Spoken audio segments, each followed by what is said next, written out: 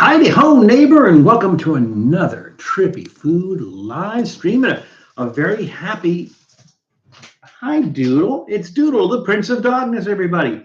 And welcome to a very happy, let's say, Lincoln's birthday. That's right. I'm going to mess around with this thing a little bit because I don't want to be looking at, let's see, let's try that. Right there. Perfect. All right. So let's see how many people we got.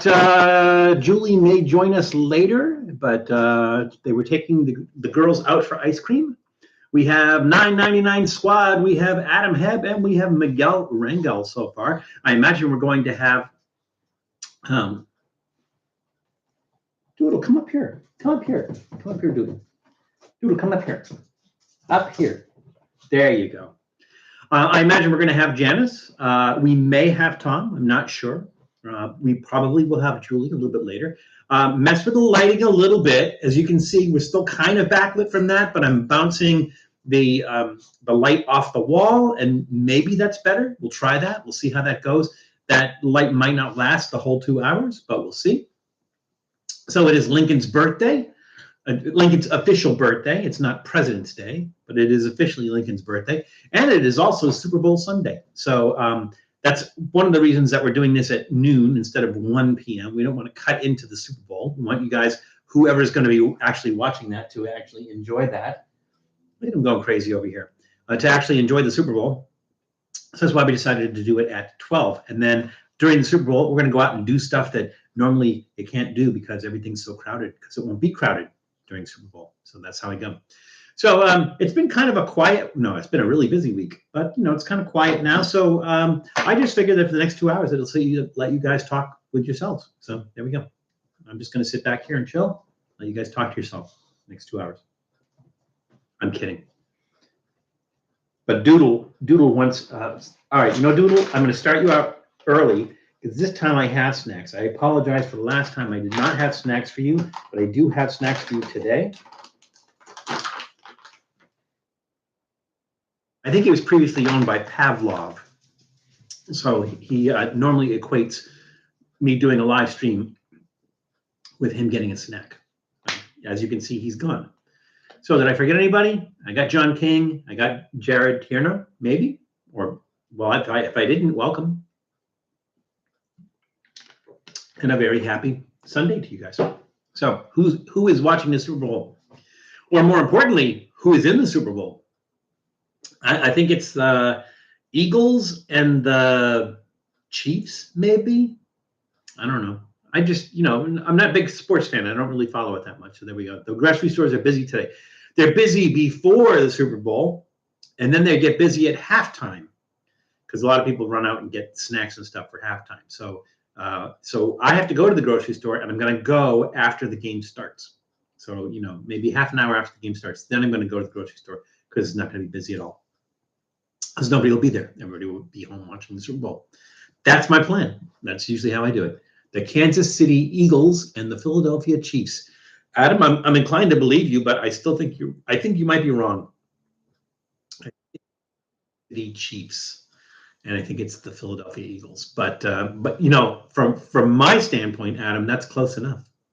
So I'm still having my morning coffee. Have not had my breakfast yet, but I'm going to be having snacks here, so it really doesn't matter.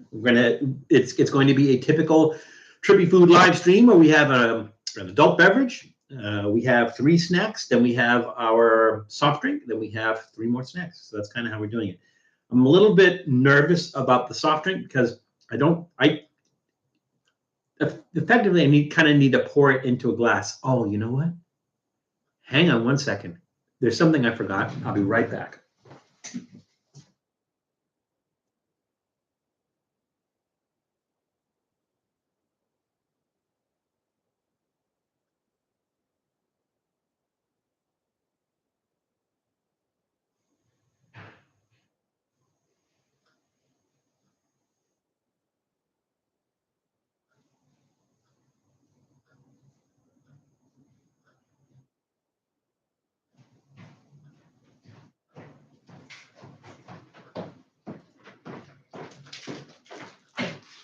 Thank you for your patience. I needed my boba straw. So now we're good to go. Val, guess what I'm drinking? I'm going to say you are drinking a Coors Banquet. That's my guess. That's today's guess anyways. So again, hope you guys had a great week. It is nice here today. It is sort of sunny, a little bit overcast. It is in the 60s, but to me, that's perfect weather. It's February. It's February. Those of you up north are probably, well, although I think it's probably warm up there too. More than usual seasonal warm. I'm sitting on a Bud Ice. I'm trying to remember if we did Bud Ice. I don't think so. But I think, we need to. Anytime I run into a situation where I didn't have something, I need to have that. So the audio cut out, but it was on my end. Okay, good.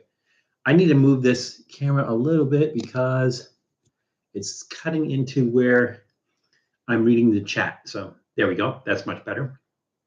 So again, busy week. We did our move last week. As you can remember, not too much has changed here.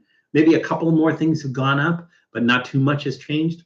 Still waiting on some parts to be able to put more shelves on there to Trippy food out again. I'm feeling a little naked because all my stuff's still in boxes, but we'll get there. It's 50 here. $9.99 squad. Remind me where here is. I'm drinking Natural Light. I missed that one, John. But you can't bat 1,000. So there you go. So we're gonna have trivia today. We're gonna have snacks. Typical live stream. We're not doing a Super Bowl live stream. We're not doing an Abraham Lincoln live stream.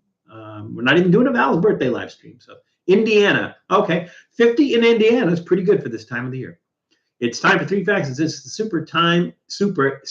the super,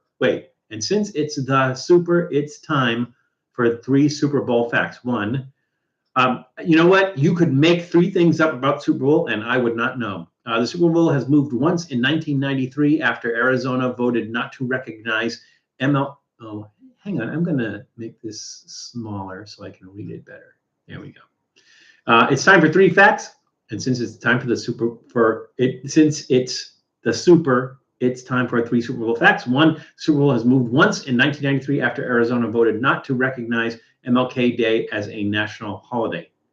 Not sure why that has to do with the Super Bowl. It doesn't make any sense. I'm not criticizing you for the fact. It's probably a fact. It moved once in 1993 after Arizona voted not, because it moves all the time. I don't think it's ever in the same place. Where is the Super Bowl being held this year? Did we just have a Super Bowl? I think it was the Super Bowl in LA. There was something like that. The Super Bowl was held in LA at the new stadium, but I don't remember if there were LA teams in it. Maybe the LA Rams were in it. I don't. Like I said, I don't remember. It is 63 degrees in South Texas. That's not bad either. That's about what it is here today, Miguel. Arizona. Oh, because Arizona. All right. That's fine. All righty, let's see. It's 12:09. We have, if I can believe the number, 6 people in the room. We'll wait for a few more people, although it might be light today just because of the Super Bowl.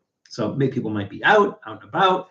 Like I said, Julie is out taking the girls out because Chloe got her blue belt, if I'm not mistaken. Got her blue belt because she's taking karate, I want to say. Could be wrong. We're calling this the Super Val. It is the Super Val G Money, and welcome. Glad you could join us today.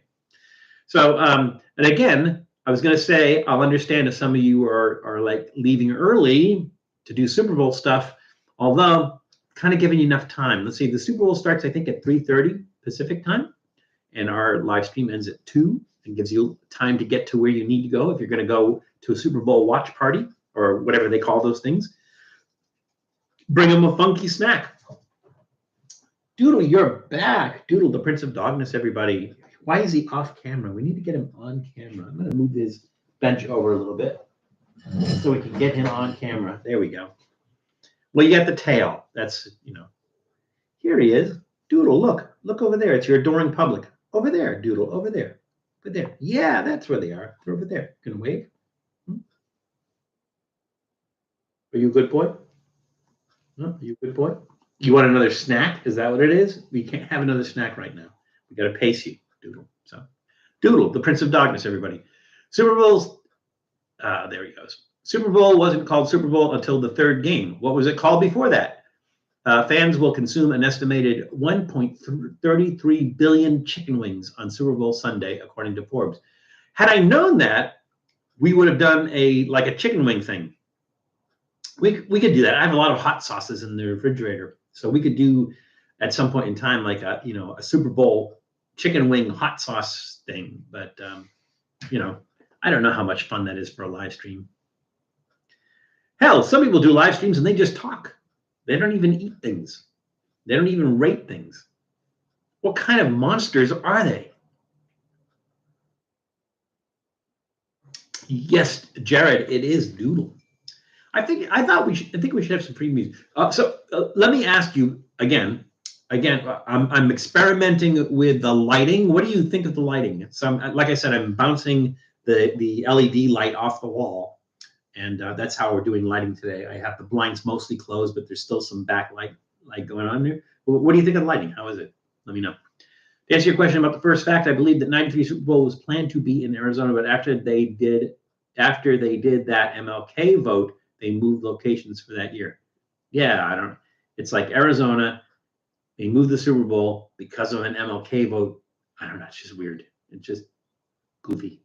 I hate both these teams, so I'm just watching for the commercials. And the cool thing is that you just only have to watch during halftime. So, no, I guess the commercials are throughout the Super Bowl, right? I hear that the commercials are usually pretty good. So I usually wait till after the Super Bowl, and then they re-air the commercials, and then I watch them there. So I don't even bother with the Super Bowl.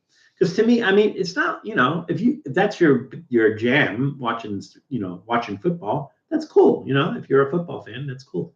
But for me, I just don't get anything out of it, right? I'm not a big spectator on a lot of stuff, but music. I like going to concerts and stuff like that. But for me, it's like unless I'm doing something as part of it, it's kind of like you're sitting for, I don't know, what is it, 4 hours, whatever it happens to be. You're sitting there. And, occasionally I go to a baseball game. I like baseball games and stuff like that. And I was going to say NBL or what is MBL? What is whatever the baseball thing is. I go to baseball games and stuff. Go to Dodgers games and Angels games. But other than that, not really into sports that much. To answer your other question, the Super Bowl was called AFL NFL World Championship Game. Yeah, it doesn't roll off the tongue the way Super Bowl does. So there it is. Again, double check. Audio okay? Video okay? Lighting okay? Let me know. Obviously, I tried to get my haircut yesterday, and I couldn't. It was busy yesterday. I'm going to try to go out today during the Super Bowl and get my haircut because I figure it's not going to be busy. That's just the way I roll. Doodle, I'm going to have you move off my lap because we're going to be doing some snacks here. And these are not Doodle snacks. I don't see anything. Let's see. This one maybe you can have. Let's see what's in it. If there's garlic or onion in it, you cannot have it. You might be able to have this. It's cheese and bacon and cheese and bacon. Yeah, maybe you can have one of those. But I have your snacks here. So I'm going to move you back over here, at least for the time being, because we're going to start into our I know, you need to be pet. It's a requirement. I know that. What's today's adult beverage? Well, I'm glad you asked. Unfortunately, I have not yet figured out, but I will work on that, but I have not yet figured out a way to put, like I had that box here with something on top of it, so I could put something on it and you could see it. And I don't have anything like that here. I'll work something out. I will figure something out and work something out. How did you end up back on my lap again? This is today's adult beverage. We will start into, can I put it somewhere where you can see it? I guess I can't. We'll just you'll just see the top of it. It's kind of a tease. And we'll start into that. Have you ever had a Dodger dog? I heard they're pretty dang good. Well, you heard wrong, G Money. They're not pretty dang good. They're not good at all. Now, some people said, oh, well, you have to put this and this and this and this and this and this on them. If you have to do that, you got to start with a good hot dog. I think the LA Times came out from an article, how can we make the Dodger dog better, right? And people were making suggestions like, oh, put it in a brioche bun, or add hot mustard, or do it like this, do it like this, do it like this. And it's like the bottom line is like, stop using those crappy Farmer John hot dogs, because the bottom line is if you're using a bad hot dog underneath it, it doesn't matter what you put on it. It's just not that good. It's not a baseball thing for me that I'm criticizing the Dodger dog, because whatever they're using for hot dogs at Angel Stadium, they're better. I used to know what they were using for hot dogs at Angel Stadium. I think Hoffy. I think Angel Stadium uses Hoffy hot dogs, and Hoffy hot dogs are the same ones that they use at Pink's. Fenway Park uses Fenway Franks, and Fenway Franks, I think, are from KM or Kayem. I think we've had this discussion before. Kayem. They make the hot dogs for Fenway Park, the Fenway Franks. And you can buy Fenway Franks in the grocery store. They're actually pretty good. I think you can buy Dodger dogs in the grocery store too. They're just not that good, and they just work at it. So there we go. Yes, Duncan Spencer, it is Sunday again, and we are doing our live stream on Sunday again. So thank you for joining us. We had to kind of change it around a little bit because yesterday I went out to Palm Springs for my birthday. So Claudia was out there for an event. She went Friday, and then I drove out there yesterday morning, joined her. We did some stuff for my birthday, and then we came back last night. So that's why we rescheduled. May have to reschedule for next week, because I think there's some other stuff going on Saturday. There's a lot of stuff going on. Riverside County Fair. I think there's something with Nuff from Main Event Pong going on that we might be going to. And there might be like a belated my birthday kind of thing. So I'll let you guys know, though, during the week. Hopefully, did I give you enough time for notification that we were doing a Sunday live stream? I think I did that on Friday night.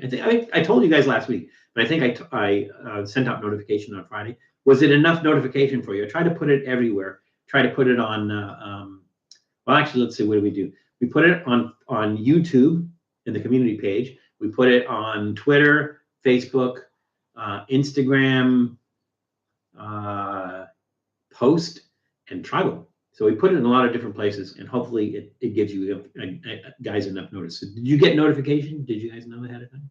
Have you tried Sabrett hot dogs? I want to say I have, Miguel, but I think it's been a while. I haven't seen them here locally. I think they may be on the East Coast, and I think that's where I had them. But I only nipped in nearly bed again up at 5. 5? I got up at 6 yesterday, but that was so that I could drive out to the desert. But I got lots of sleep last night and everything, so I'm raring to go. I'm refreshed and raring to go, and I'm enjoying my morning coffee. What was with the emu park? Duncan, I believe you're talking about on Reckless Eating when we did the We Go Maine show, and Matt split it into separate pieces. The emu park was ostrich land, so they're famous for their ostriches. But they also have emus, and it's not Solvang, it's Buellton, just before you get to Solvang.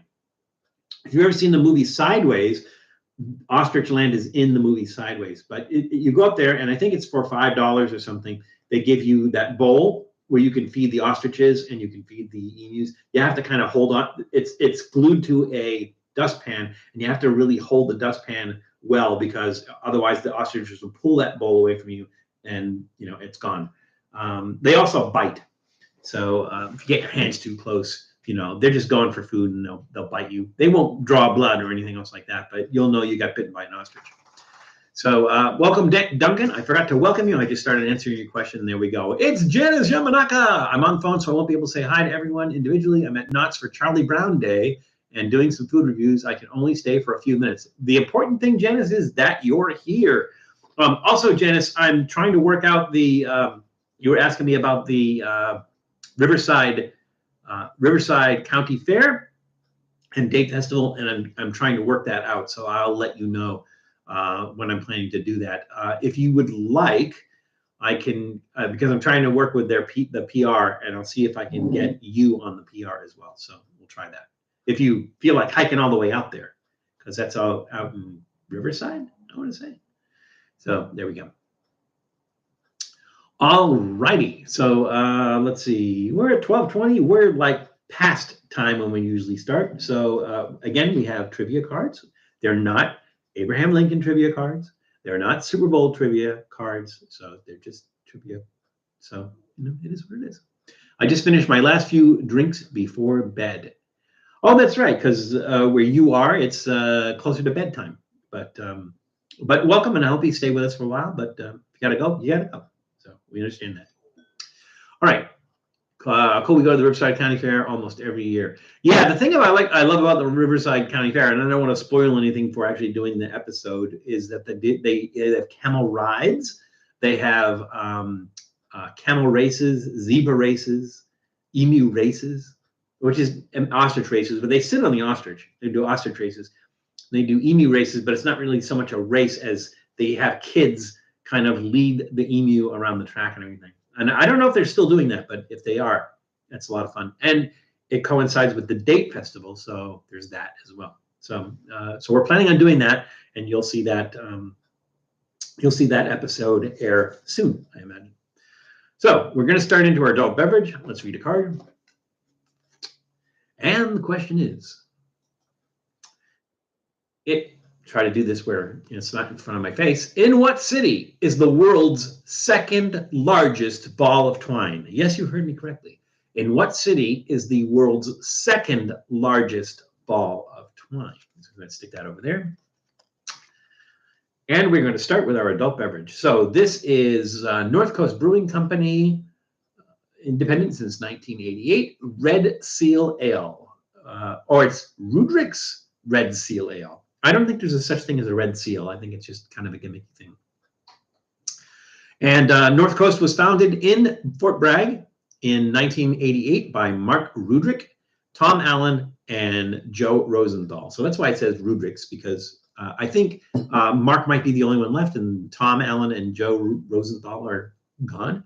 But anyways, I think we've done some other North Coast. I think they did the Scrimshaw Ale, which I think we've done. We've done a couple of other North Coast Brewing Company ales, and they're really, really good. Now, Fort Bragg, if you don't know where Fort Bragg is, and I don't blame you, it's on the Northern California coast.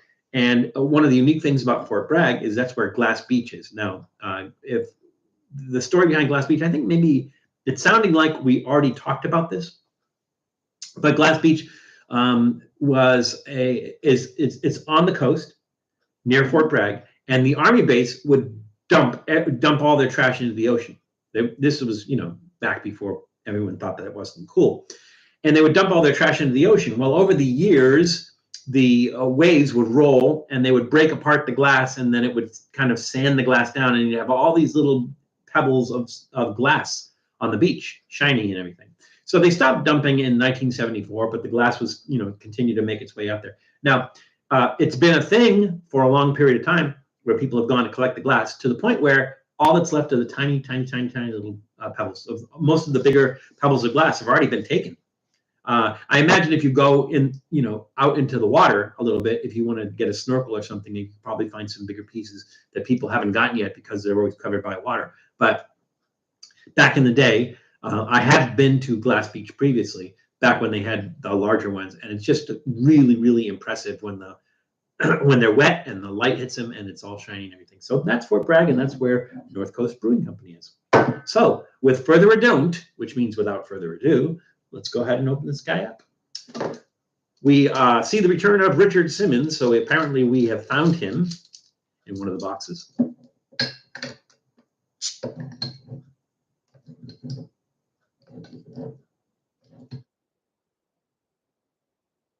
I don't know America. Duncan, if that's regarding the guest, it's the largest in the world. So it's I will say this without giving stuff away. It is in the United States, but it's a worldwide thing. It's a world record thing. So nice smell.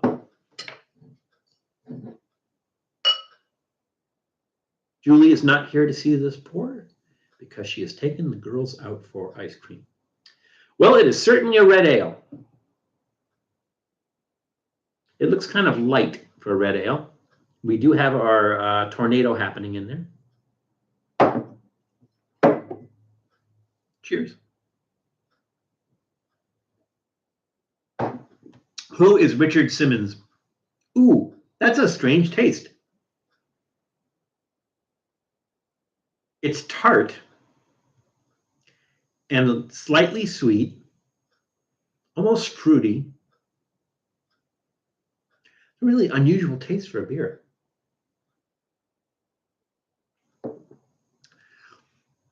Almost as hoppy as an IPA. Wow, that's a really unusual taste. What is the ABV on this? Water, malted barley, hops, yeast, and that's all. So those are the only ingredients. Water, malted barley, which gives it the red color.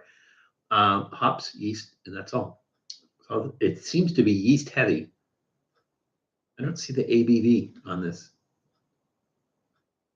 Malts and hops are beautifully married. I missed the wedding in this copper red pale ale. Generously hopped. Yes, it is generously hopped for a long, spicy denouement, whatever the hell that means. ABV, where are you? Where's the ABV? I think I may order it out. It's 5.4, 5.4, which is standard, pretty standard for a beer. That's a really unusual, unique beer. I'm gonna give it a thumbs up. You know, not a you know, 2 thumbs up, but it's a thumbs up. It's a really good beer. Because it has a very strong taste, because it's really hoppy, because it's tart. It's hard to pair. I would think this might go with fish or chicken, like some sort of light meat. I don't think you want to have this combat some like heavy tasting meat, but it's a good beer. It's a nice sipping beer. It's not like I'm watching the game beer, and I'm not watching the game. Duncan, you are very wordy today. Let's see.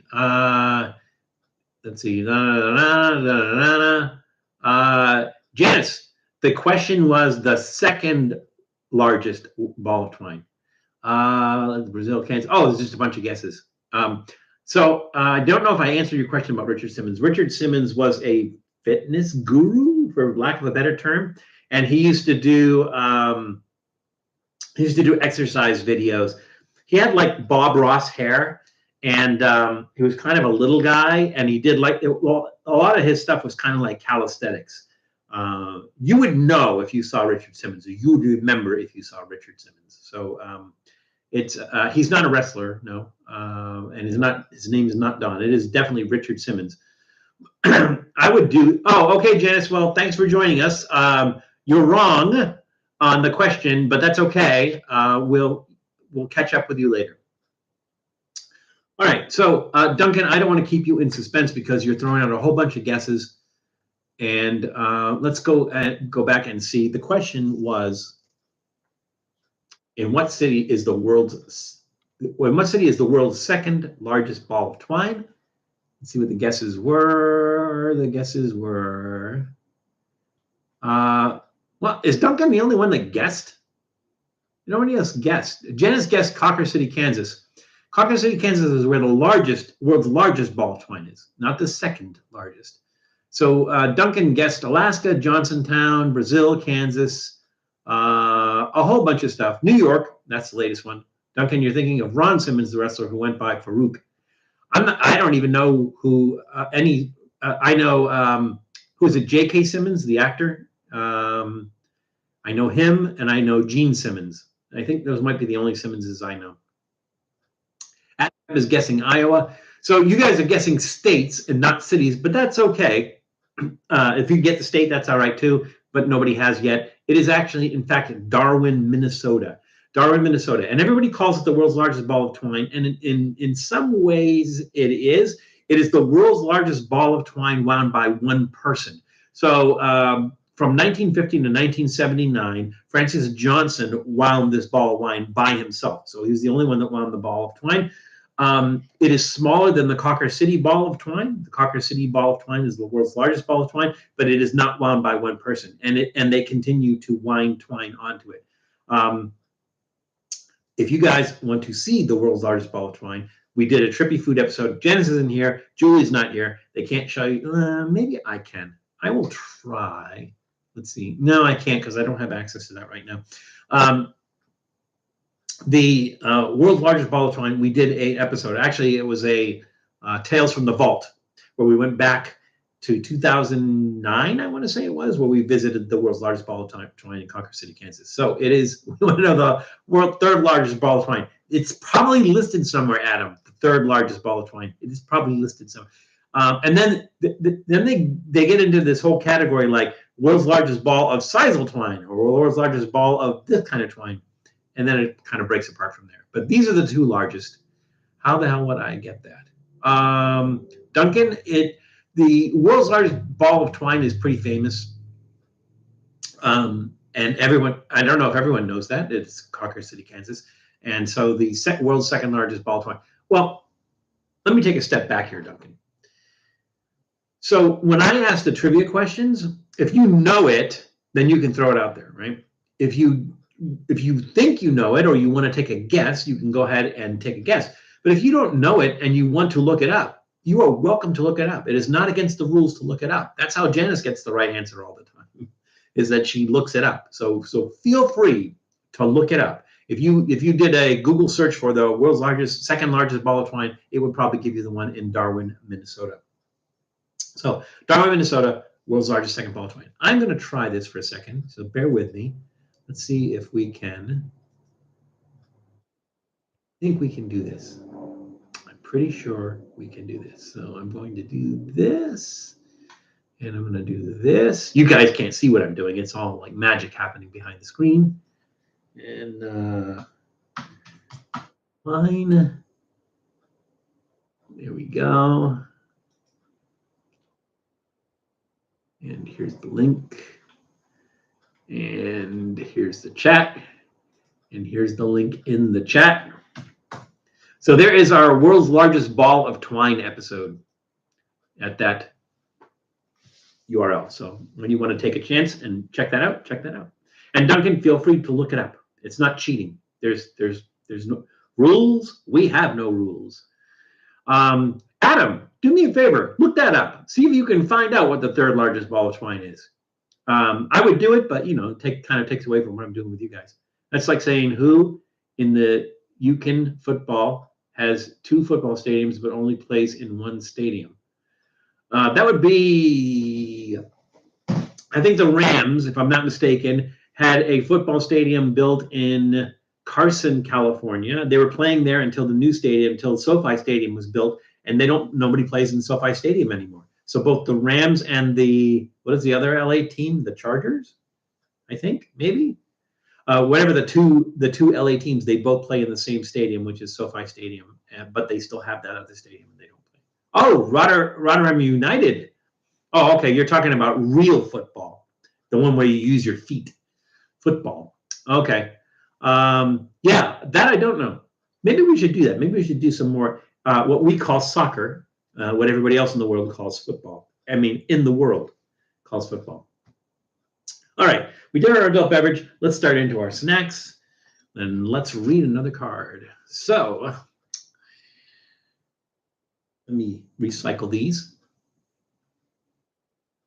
I'm great. Me?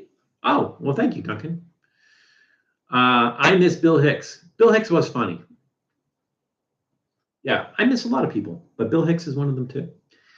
All right, the question is, what is the name of the South African dish consisting of spiced minced meat baked with an egg-based topping? Again, what is the name of the South African dish consisting of spiced minced, there's no good place to put this, consisting of spiced minced meat baked with an egg-based topping?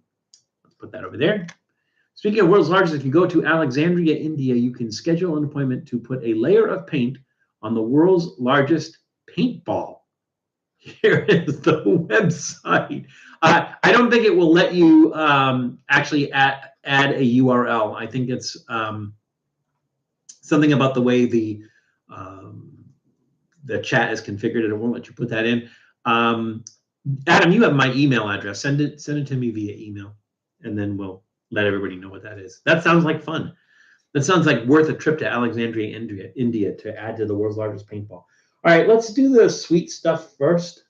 So I'm going to start with, let's start with this guy. Let's start with this guy here. I did read the question. So this is from Loacker. We did a Loacker wafer. Was it the last one we did? It was somewhere in the last two live streams we did. We did a Loacker wafer. This one's different. This is dark cream. Loacker was founded in 1925 in Bolzano, Italy, by Alphonse Loacker. So it's not just a catchy name. All right. It's made with sustainable cocoa, dark chocolate with cocoa cream filling and wafer. No artificial flavors, no artificial colors, no preservatives. Dark chocolate with 60% cocoa solids. Anything else we need to know? No, I don't think so. All right, let's give this a shot. What is that? This Loacker dark cream. What did I say? Loacker dark cream wafer. So it is a wafer cookie covered in chocolate with chocolate cream. Let's see, is this the little pieces you can break off? It is. There we go. Let's see, we'll do that and give you guys a look at that.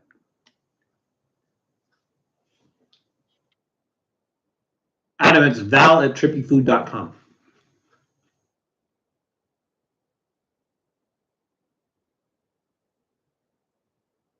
I'm not getting that.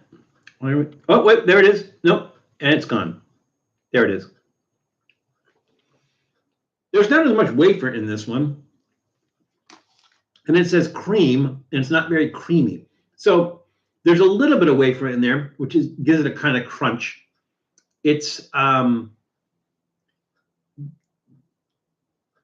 creamy, I guess, but not. It's not like you're getting cream in there, but it is creamy. It's dark chocolate. It's good. It's tasty. I'm almost wishing they had a little bit more wafer in there because it's really overpowering cocoa and chocolate. But the flavor is really good. Like I said, I just wish it had more of that crispiness and the crunch of the wafer. So I'm going to give that a thumbs up, but not an enthusiastic thumbs up. It's one of these, which is a thumbs up trending downward, or thumbs in the middle to trending upward. But I like to think it's a thumbs up. It's trending downward a little bit. So I'd like to see a little bit more wafer in there, and it's not there. Did somebody say Julie? Hi, Dad. We're in the car, but want to say hi. Hi. Are you in the car heading home, Julie? Or are you guys still out and about? And if you're out and about, we will talk to you later. But if not, you can just put us on listen and just listen to us in the car. So hi, Julie, and happy birthday week to you, Julie. Still, cheers.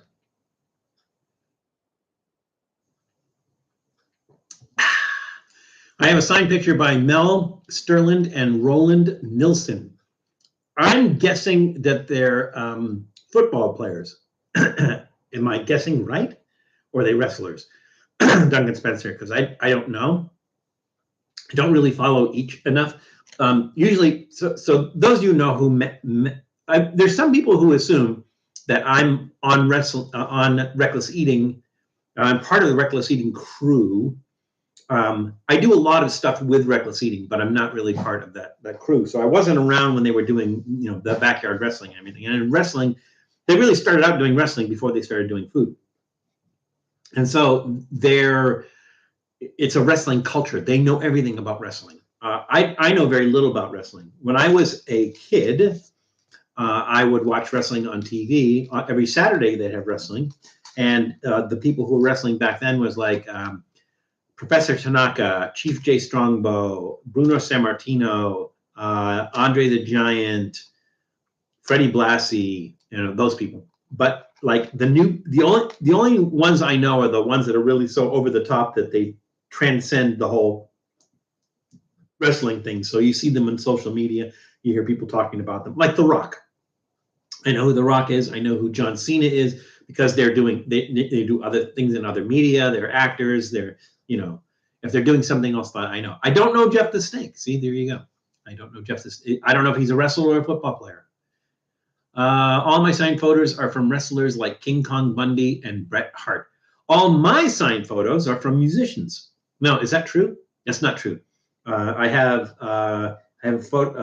something signed by.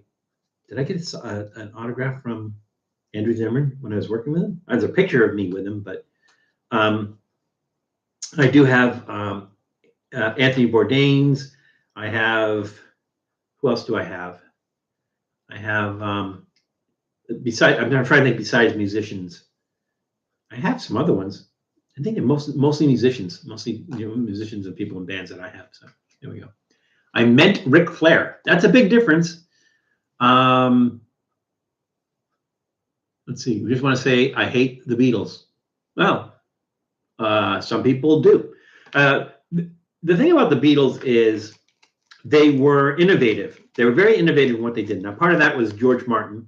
And I'm not going to talk too much about music because, we get off on a tangent and everything. And I still plan on doing a music channel where we can do that. But they were very innovative. Part of that was they went outside the boundaries of what they could do, but they didn't know how to do it. And George Martin was very instrumental in helping them to do that. So they would go to George Martin and go, "Hey, George, we want to do this. How do we do that?" And George Martin would say, "Oh, well, we can do this," or "Oh, we can do this." Because George Martin was familiar with classical music because that's basically what he mainly what he recorded, but he knew studio tricks that you could do as well. So it's like the Beatles would record 2 tracks. One would do in orchestra, and one they would do with traditional instruments and vocals. And then he would say, "Hey, put these 2 things together." And George Martin would say, "They're in separate keys, right?" And he says, "Yeah, but if anyone can do it, you can." And he would slow one down and speed one up and be able to put them together. I think it was for the benefit of Mr. Kite. They had a tape. John Lennon had a tape of Calliope music. And he says, "Just cut that in pieces, throw it up in the air, and when it lands on the floor, just put it together in whichever way it lands." And so some of it was backwards, some of it was forward. It wasn't in the same place and everything. And that's kind of at the end of the benefit of Mr. Kite. That's kind of where that sound comes from. So they were innovative, but they were innovative because George Martin was able to help them become innovative.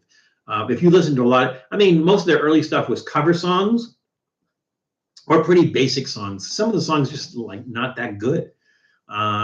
So I would say maybe a third of their output was brilliant. And then, a third of it was, it's okay, but nothing to write home about. And then a third of it was bad. So, I can see that. I can see where you would dislike some of the stuff. Hate is kind of like a strong term because it indicates that you hate everything about the Beatles, which is kind of weird because there's something for everyone to like. That when the Beatles first came out, they were one of those things where kids liked them, but then their parents liked them because they were cute. And then the Rolling Stones came out. The Rolling Stones were dirty, gross, and ugly.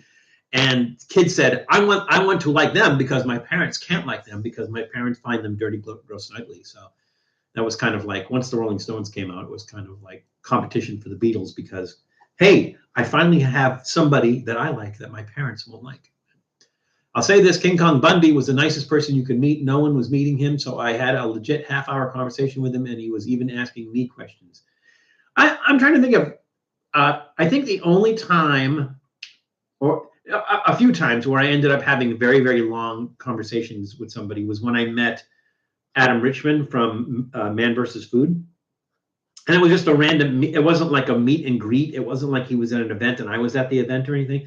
I just happened to be walking down the street and he was there because he was outside someplace where he was filming. And there wasn't a big bunch of people around him, maybe 2 or 3 people around him. And we just started talking. Actually, what happened was I walked past him and then I doubled back and I said, "I'm sorry, I don't mean to interrupt, but I just think it's funny." He goes, does anyone tell you look like Adam Richman? And he goes, "Yeah, but that's because I'm Adam Richman." And then we started having this discussion. He started talking about the regiment that he had to go through before, 3 days before he was going to do a challenge, and the whole thing, and all the doctors that he had, and the whole thing. But we had this great conversation.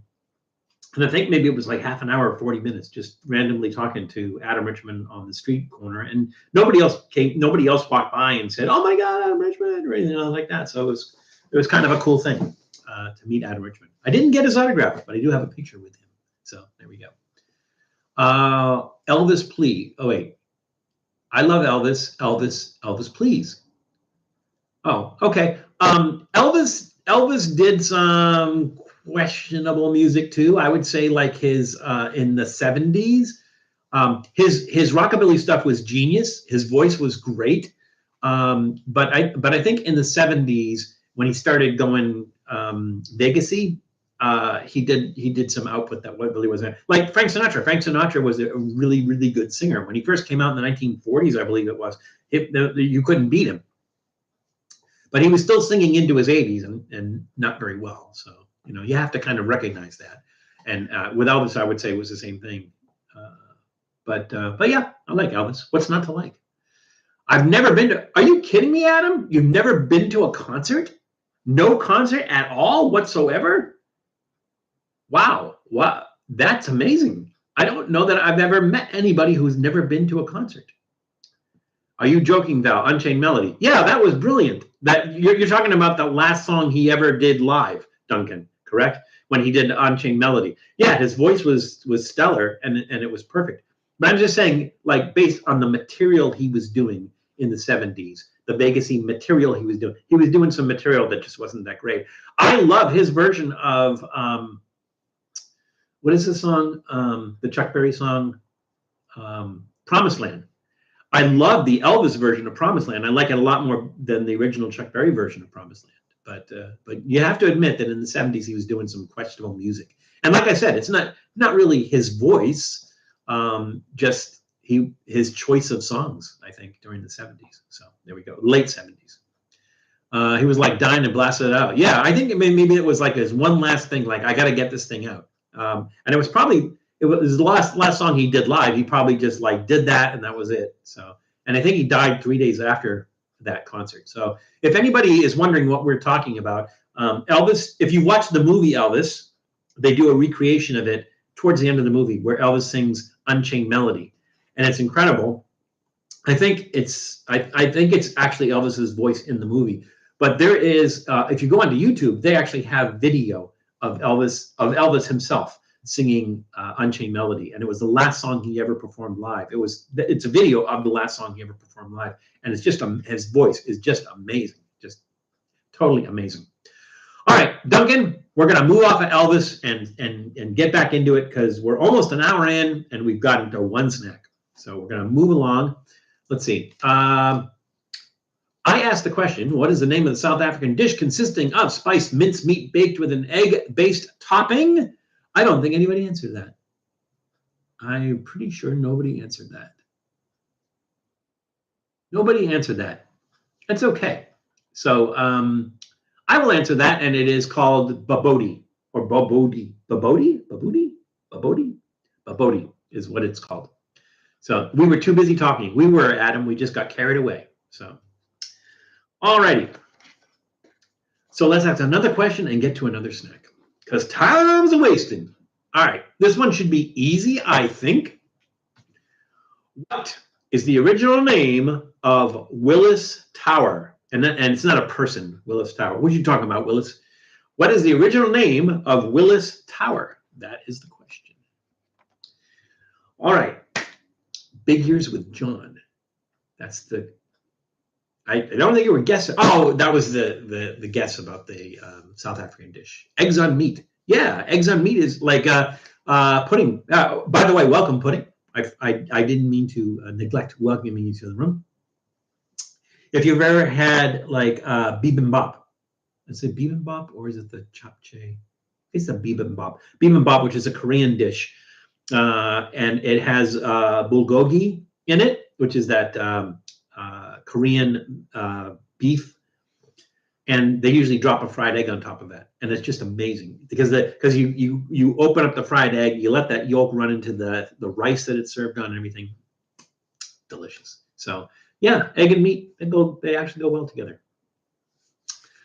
Okay, all right, let's get into this, and let's see. Oh, we'll do another sweet one. We'll do this guy. So the company is Jovy, or the product line is Jovy. This is fruit roll, Jovy fruit roll, mango flavor, naturally and artificially flavored. So we'll have to guess what part is what. With concentrated natural fruit, a gluten-free food, a fun treat made with natural fruit, naturally fat-free, enriched with vitamin C for kids of all ages. Oh, I'm somebody's kid. Jovy, let's see. Jovy Candy Company is owned by Procesadora de Alimentos Cali, and it was founded in 1994 in Santa Cruz del Valle, or del Valle, I think it is, Santa Cruz del Valle in Jalisco, Mexico. So this is a product of Mexico. A fruit roll-up. I mean, it's essentially what this is, a fruit roll-up. There it is, and it's rolled up, and we're going to unroll it. Why is that stuck together like that? There we go.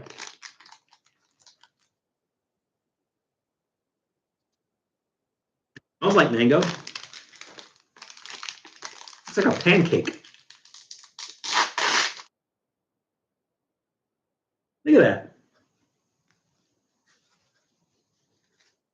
I think that's what a fruit roll-up looks like, but if I'm not mistaken, correct me if I'm wrong, a fruit roll-up is square, not circular. Here's what I'm going to do. We're just going to cut off a hunk of that. And it cuts real nice. It's not called fruit roll-up because fruit roll-up is a separate product. A little bit slimy, slapping on your head. Duncan, for you, how's that? Don't want to do the hair, A, because you don't get as much sound, and B, I don't want to get hair in that. Loco moco. That's a good example. Pudding power. You're right. Loco moco. I do drop an egg on that sometimes. For a second, I thought you were going to cut a mouth and eye hole. Oh, now it's too late. It's too late to do that. Too thin to be a tortilla, Jules. Look at that. Look how thin that is. It's very, very thin. And it's kind of like plasticky. Although, you know, it's not that plasticky, like when you're eating it. Well, one side is shiny and smooth, and the other side is kind of a little bit rough. It's really good. It's really good. It's just full of mango flavor. There's not a whole lot. I mean, you know, it tastes like there's sugar in it. So I think it's mango and sugar. It's a really interesting texture. I think if I left it in my mouth, it would dissolve over time. Pretty good. This is something, I guess you could put it in your kid's lunch, but I have a feeling the amount of sugar in it. Apple and pear. Dehydrated apple and pear. Why would you do that? It's only 70 calories. Maybe because, I mean, really, there's nothing to it. Maybe that's why it's 70 calories. But there is sugar in it. There's sugar, there's glucose, there's pectin, malic acid, citric acid, ascorbic acid. I don't know how much sugar. Let's see. They usually tell you that, right? Total sugar is 11 grams. 11 grams seems high. It seems kind of high. Well, fruit naturally has sugars in it anyways, and then they're adding sugar to it. So, yeah, maybe not the best thing for you to put in your kid's lunch. I like it, though. It's weird. It's tasty. It's going to get a thumbs up. I'm going to chase it with this. And they'll probably go good with this because it's a little bit fruity.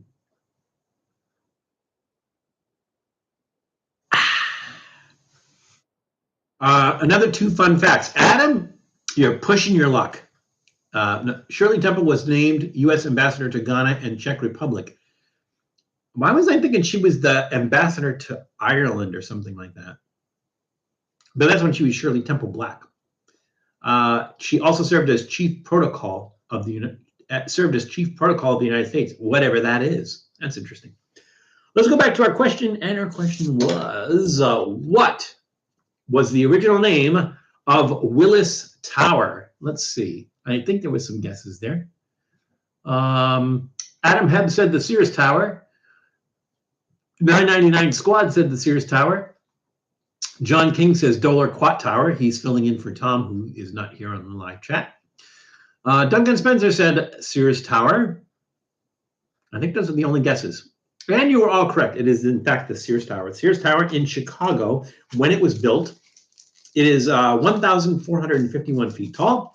When it was built, it was the tallest building in the world. It stayed the tallest building in the world from 1973, when it opened, to 1998.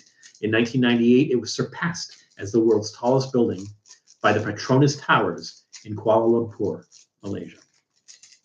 It is currently the 16th tallest building in the world. So imagine, at one point in time, it was the tallest building in the world. It is now the 16th tallest building in the world. And it is the third tallest building in the Western Hemisphere. So it is behind One World Trade Center and Central Park Tower, both in New York City, and both way taller than the Empire State Building. So the Empire State Building is way down there now. But yeah, Willis Tower with Sears Tower. Has anybody been to Sears Tower or Willis Tower? I went there when it was Sears Tower. I want to say it was back in the late 80s when I went there, back when it was Sears Tower. Pretty impressive because if you know Illinois, if you know the Midwest or like that part of the upper Midwest, it's pretty flat. So the fact that it's that tall and it's pretty flat means you can see for miles and miles and miles and miles and miles. If you go up to any of these other towers, especially in areas that are like higher altitude or mountainous areas, you can only see a limited amount because of hillsides and mountains and things like that. But because it's so flat there, you can just see for miles. So anybody who has gone to the Sears Tower and or Willits Tower, depending on when you went. Jared, it was Julie's birthday. Julie's birthday was the 8th and mine was yesterday. So, but we're calling it our birthday week, so that's fine. Chief Protocol is an officer responsible for advertising the president and vice president and the Secretary of State on matters of national and international diplomatic protocol. That sounds like an important job, Adam. I was right, Val. Who? Me. I'm the man. You are the man. You are a man. Maybe not the man, but a man. Definitely a man. Let's see. Okay. Hey, Icehand69 has entered the room. Welcome, Icehand. I'm glad you could join us today. Preparing for the Super Bowl, are we? That's why I decided to do this at noon again, because I didn't want to be, we're going to go till 3 o'clock, then we cut off, then the Super Bowl starts at 3:30. You guys want to get your, Super Bowl ready and stuff like that. So there we go. Yeah, I don't know how Shirley Temple got it. She was famous, Adam. I think that's it. She was famous. Would go there every year for school trips to the city, and every time the tour guide would say, if you look hard enough, you can see your school, and all the kids would believe it. Yeah, well, maybe you can see the area where your school is, but actually seeing your school, maybe not so much. I think, I want to say when I went at night, and it's pretty impressive because of the lights. You can just see the lights for miles and streets and stuff like that. So, or I went during the day and it turned into night, something like that. So, he farted on his birthday. I did? Okay. All righty. So we answered the question. Let's put that back and let's see. We did snack. Time for one more snack, and then we'll go into our soft drink. How does that sound? We are an hour in. We're about halfway through, but we've done a lot of talking, and that's okay. That's why we're here. The museums in Chicago are fantastic, though. I think my favorite museum city. I'm gonna say Washington D.C. because there's a lot of museums. But especially the Smithsonian. The Smithsonian is actually a series of museums. So Washington, D.C. is a good museum city. Also, Liverpool is a good museum city. And New York City and London are also good museum cities. I've been to a lot of museums in other cities. I've been to the Prado, which is art museum in Madrid, and the Louvre. My French isn't very good. The Louvre in Paris. Been to the Louvre in Paris. had a limited amount of time at the Louvre. And so it was one of those things where I got the guidebook and I'm like, okay, we have to see this, this, this, and this. And we just kind of like whisked to that museum to make sure that we saw things. So we wanted to see the Mona Lisa. We wanted to see the Winged Victory at Thermopylae, I think is how you say that. We wanted to see the Venus de Milo. So those three things we definitely wanted to see while we were in the Louvre, where they were. And so it was one of those things where like we would be, zipping up corridors and stuff. And then we would stop and Claudia would go, look at that. Like, oh, wow, that's amazing. And go. But so we probably saw the museum faster than most people see it. Part of the reason that we did it a little bit faster than most people would have is because we flew into Paris around 7:30 in the morning, and we had a 7:30 p.m. flight out of Paris, so we had a limited amount of time and a limited amount of things to see. So we basically walked up the Seine. We started at Notre Dame. We didn't go in Notre Dame, but we saw Notre Dame. We started at Notre Dame and ended at the Eiffel Tower, and then went back. But the Louvre is on that path, on that walk. And that was one of the things we saw. So that was fun. We actually went up to the top of the Eiffel Tower in the pouring rain. And people say like, oh my God, that must have been miserable. And I'm like, what part of we were in Paris, France did you not hear? So they're coming up. Come to Sheffield. Sheffield is famous for steel, if I'm not mistaken. Is that correct, Duncan? Sheffield is famous for their steel. Is that right? Not stealing things. Steel like, metal. Steel. That's what I think. I'm not sure, but you'll let me know, Duncan. I got to go to Medieval Crime and Justice Museum in Rothenburg. It was interesting. Medieval Crime and Justice. Because medieval justice is like, yeah, he's guilty, cut his head off, or like draw and quarter him, So medieval justice probably sounds like it's, like you said, interesting. We are currently eating pho at a cute little restaurant in Methuen. I haven't had pho in a while. I got to have pho. One of my birthday gifts from Claudia was a garlic chili paste or garlic chili oil. That would go perfect in pho. I'm going to have pho today. I'm going to go to a place and have pho while everybody else is watching the Super Bowl. That's what I'm going to do. I'm going to have pho today because I can. Tough like Sheffield Steel, the real deal, something you can feel. Yeah, that's what I thought, Duncan. Thank you. So, man, I forgot my gift. I'd be eating nudes in style. You're eating fun. You forgot your chopsticks?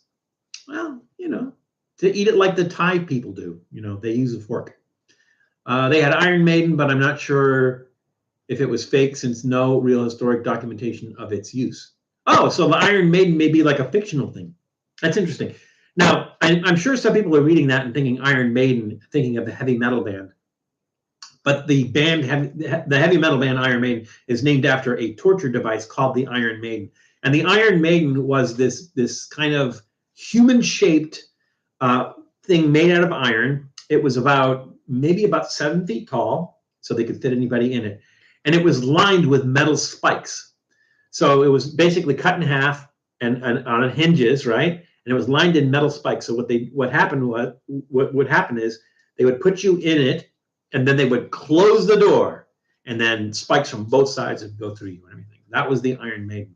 But again, didn't realize that there was no historic documentation of it, and maybe it's a fictional thing. So there we go. 999 Squad is obviously interested because he's holding up his eyeballs. All right, so the next question. Well, this is a good question, being that it was Julie and my birthday this week. And it's Abraham Lincoln's birthday today. And my friend Matt, his birthday today. I actually know about five other people that were born on February 11th, which is kind of weird. All right, so the question is, where was birthday cake first invented? Country's fine. Just get down to country. You don't have to get city, state. And again, like Duncan, look it up. So if you don't know it, look it up. It's fine. There's no rules here. All right. So we did all our sweet. Well, I did most of our sweet stuff. Let's do one last sweet stuff, and I think everything else is savory or hot. 1, 2, 3. 1, 2, 3. Yep, we're good. All right. So this is Funky Chunky Peanut Butter Cup. This is popcorn. It's peanut butter cup flavored popcorn. Popcorn with peanut butter cups, peanuts, and chocolatey drizzle. Salty, crunchy, sweet. Eat. Funky Chunky.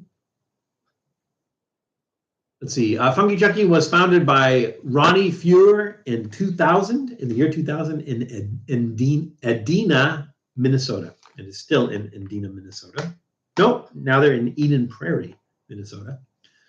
Contains milk, soy, almonds, soy. Where's the soy? Ingredients: caramel corn, sugar, corn syrup, popcorn, butter, palm and or corn oil.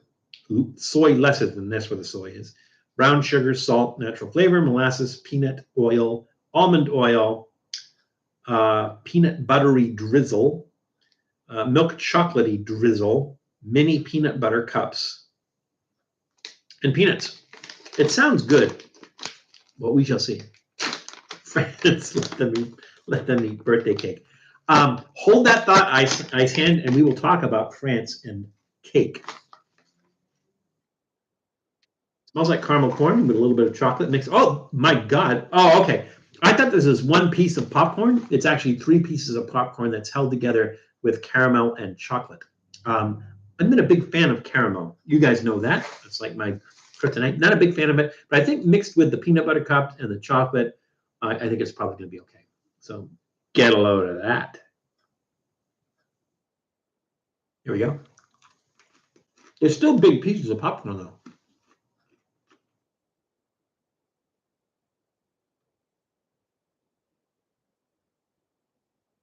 I was thinking this was going to be ultra sweet. It's not really that sweet.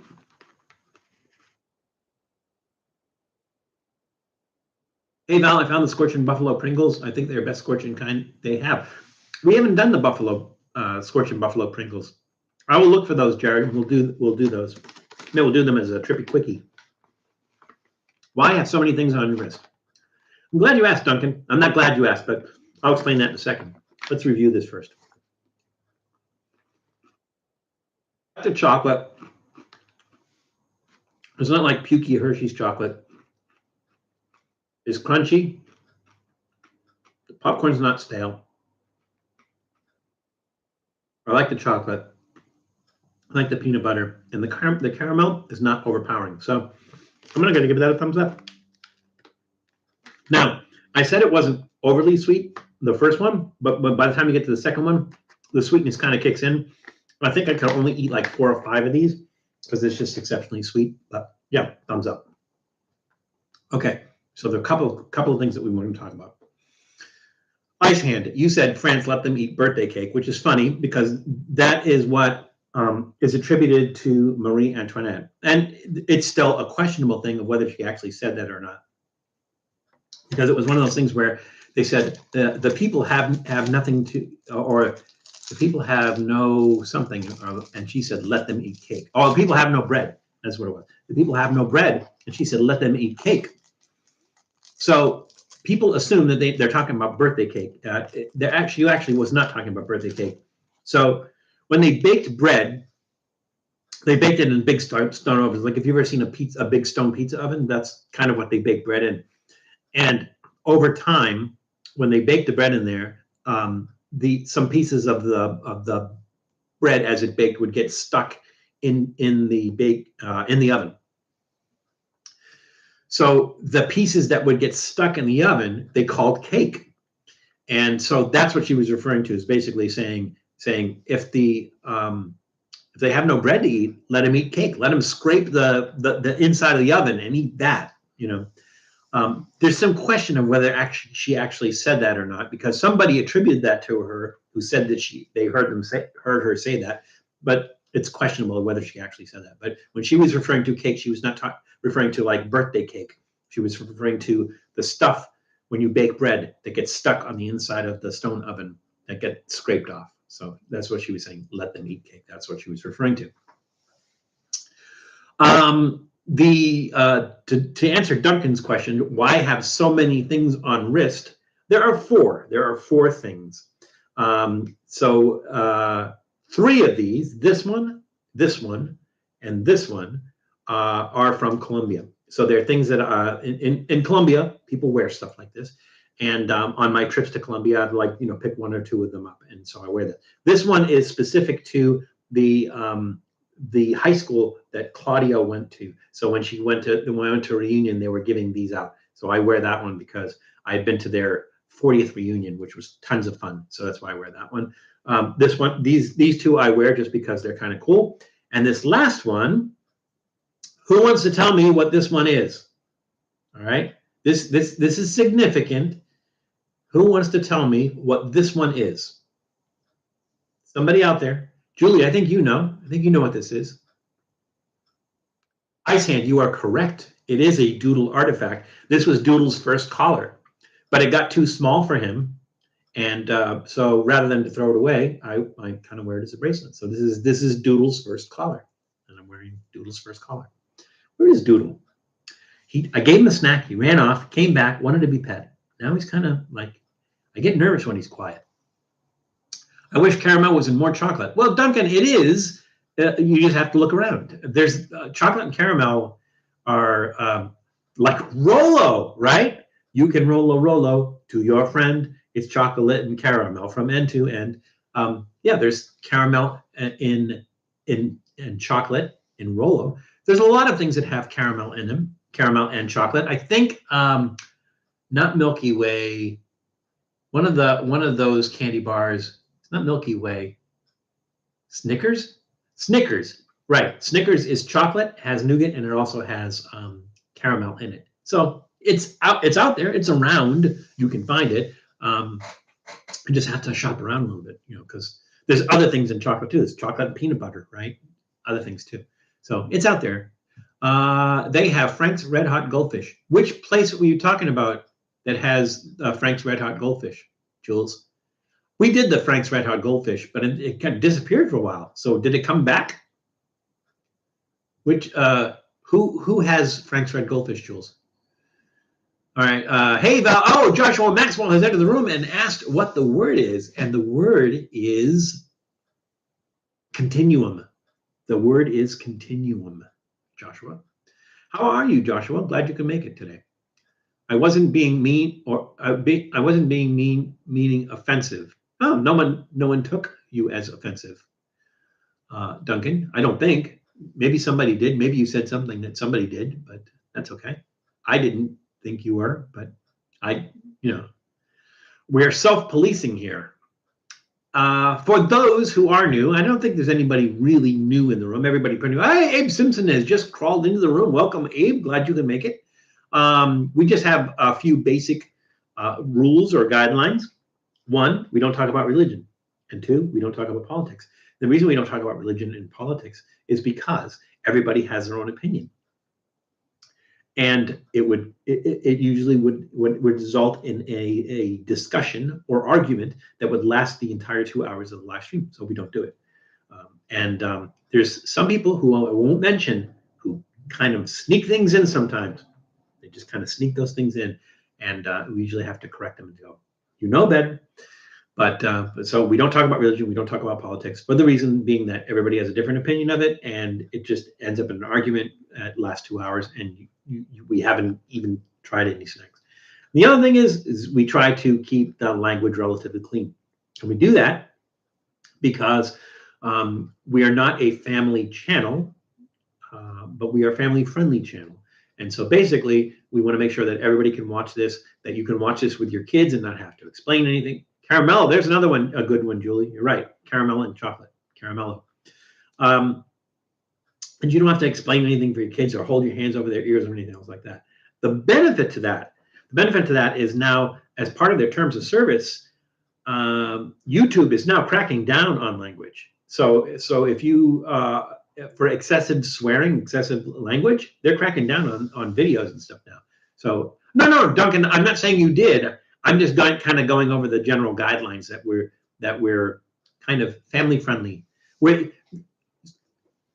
That I can say we definitely have this great community here, and there's respect, and everybody's really, really cool. And like I said, some people just kind of try to cross that line. I wasn't talking about you, Duncan, but some people try to cross that line every once in a while, and we have to kind of rein them in.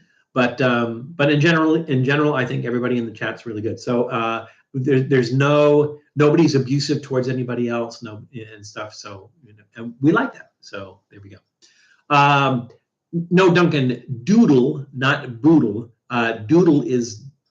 Duncan? Were you not here when Doodle came in earlier? Doodle is the Prince of Darkness. Doodle, come here, Doodle. Here he comes. I can hear him running. Doodle. Come up here, Doodle. It's Doodle, the Prince of Darkness, everybody. Doodle's birthday is in December. This is Doodle, the Prince of Darkness. How you doing, Doodle? How you doing? You doing okay? Do you want another snack? Want another snack, Doodle? Here. You probably smell that roll, that fruit roll, but you can't have that because that's just covered in sugar. This is just chicken. That's all that's in this is chicken. Would you like a snack?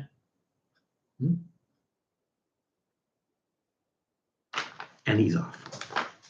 Doodle, the Prince of Darkness, everybody. All righty. Let's see. Did I miss anything? I don't think so. Think I got everything? I can't do goldfish because of cheese dairy. Oh, that sucks. I don't know what I would do if I couldn't have cheese. Dairy, I can't. Like milk. Milk. I have lactose intolerance, and milk really bothers that. If I have like a latte, the milk in the latte really kind of like mixes with the natural effect that coffee has, mixes with the milk, and it's not good. So I have to do that sparingly. For some reason, cheese doesn't bother me, and ice cream don't bother me.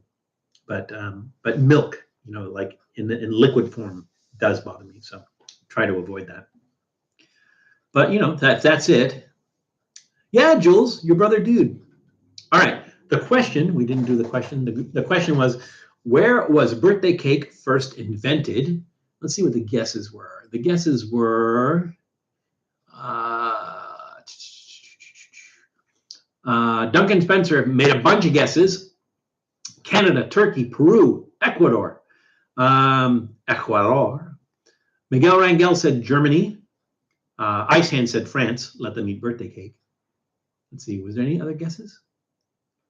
Don't think there were any other guesses. And Miguel Rangel was correct. It was, in fact, Germany. So the first birthday cake was made in Germany in the 15th century. So basically, nobody can pinpoint. This guy made this birthday cake, and it was a birthday, and it was celebrated as it was used as a birthday cake. But it was sometime in the 15th century in Germany, and it was a cake made for kids. The celebration was called Kinderfest, and so for Kinderfest it was the first birthday cake. It was made in Germany. So I'm going to say you all got that right, even if you didn't. I have to go soon. All right. Well, Duncan, I appreciate you joining us today and taking part of your day to join us. So thank you for joining us, and hope we will see you soon. Germany rules not. No, but who does, right? All right. Let's put that one back. So we did 3 snacks. We did our adult beverage, 3 snacks, and another sip of coffee, because this is my morning coffee in the afternoon. It's cold. I don't care. All right. Let's see. We are going to do our soft drink. I don't know if this qualifies as a soft drink. It's a non-alcoholic beverage. Let's put it that way. All right. Let's read another card. And the question is, the answer of this is going to be a country. I think that narrows it down and makes it a little bit easier. Who is the world's largest producer of potatoes? Again, the question, who is the world's largest producer of potatoes? Looking for a country here. As always, hope you're on Saturday soon. Yeah, might not be next Saturday because I think there's a bunch of stuff going on. So might not be next Saturday, but then after that, probably we're going to get back on regular schedule. With the exception of in March. In March, we're going to be gone.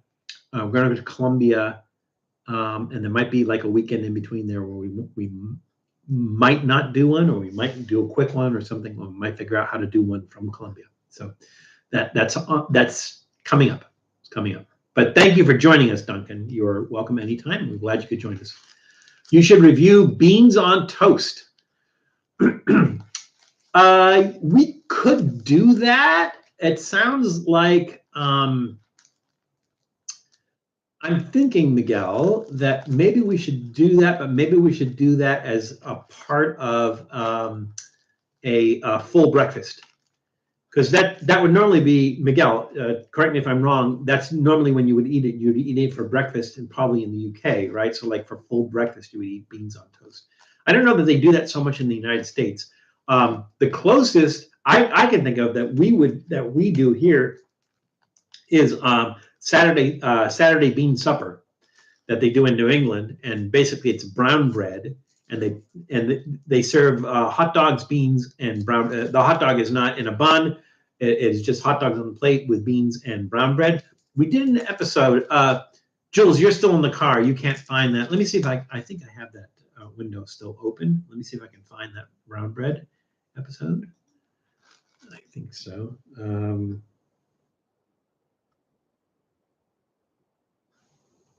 Yep, here we go. All right.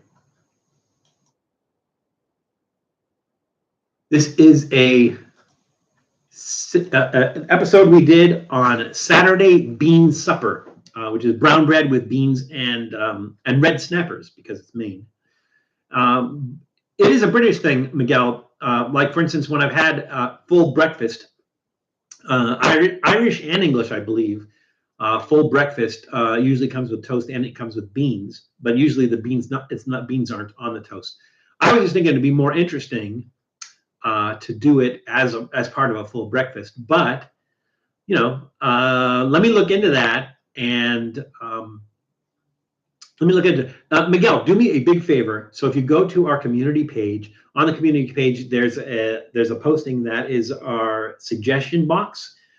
Right, please put that in the suggestion box. Right, and A, I'll know that it's you that suggested it, and B, it's in a place that I'll remember to look for it.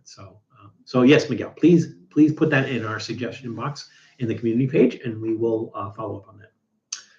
All righty, that has taken up all my space, and I can't tell what it was that we talked about. We did ask the question, who's the world's largest producer of potatoes? And we're going to start with our non-adult beverage. Let's put it that way. So this is from Inotea. This is called Pobble. It is passion fruit and apple bursting bubble tea made with fruit juice. Now, the question is it in fact bubble tea? So is it tea? It says made with fruit juice, so maybe it's something like tea, but it's with fruit juice. Now, Inotea, there's not a lot of information on Inotea.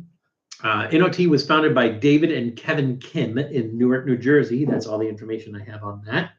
Serve chilled, shake well before drinking, unless they mean not shake well before drinking. Good night, Duncan. Thank you for joining us. Have a good night. Hope to see you soon.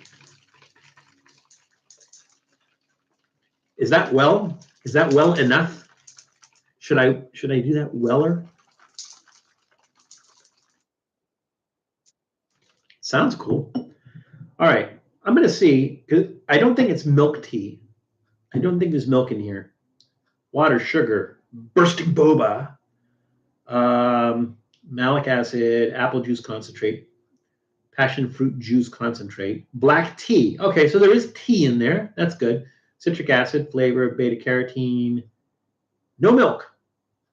Please keep it in a cool place and avoid direct sunlight. How does this get direct sunlight? It's opaque. It's not glass. It's okay. Let's see. It's normal to have a few broken bubbles inside, and it is safe to consume. Imagine somebody going like, the bubble's broken. I can't eat this. I sounded like Don Knotts there. It's poison. Don't eat that. Don't eat those bubbles. Printed on the bottom. Best before date printed on the bottom of the can. Let's see. It is 11/13/2023. I have till November to drink this. Is that it? That's it. No milk in this. So it's not a milk tea, but it is a tea. There is tea, and there's fruit juice, and there's boba. So here's what we're going to do. We're going to pour it in this glass. Look, it's me. We're going to pour it in this glass.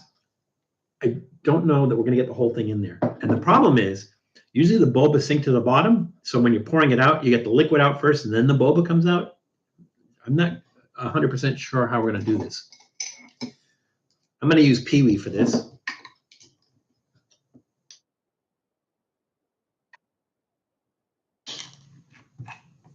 Pee-wee from Big Boy Bail Bonds. Richard Simmons and Pee-wee, who joins our cast of bottle openers, which includes Thing, Ariel. Do we have another one? No, Sting, Ariel, Pee-wee, and Richard Simmons. Let's have this one, this particular one, Pobble. Let's see. I think we're getting some. Nope, it's just juice. Oh, there goes one or two. I don't see them in there, but I heard them. They're just pieces of them. How can I do this? I want to get more boba. Here's what I'm going to do. I am going to, let's see, do I have anything like a glass there? I don't. My coffee cup is full. Oh, here's what I'll do.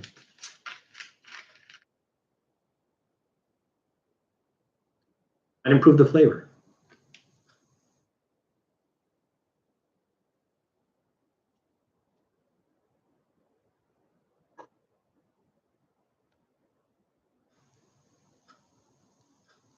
This is what we call sciencing.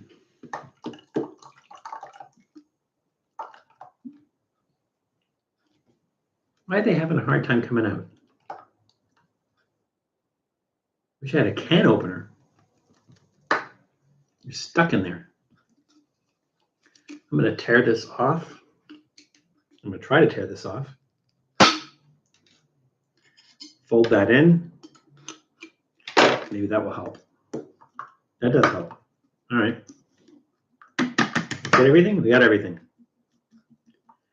Now, this is, again, passion fruit and apple flavor. I assume that the boba is passion fruit and apple flavor.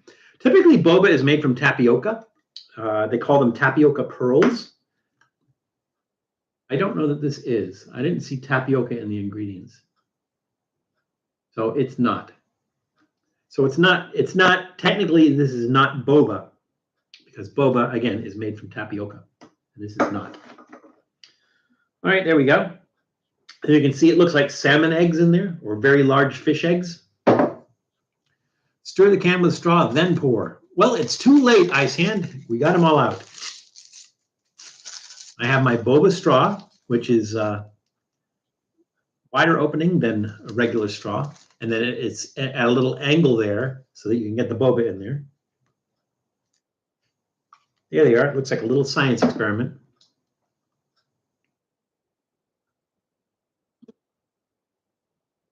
Was not expecting that. Boba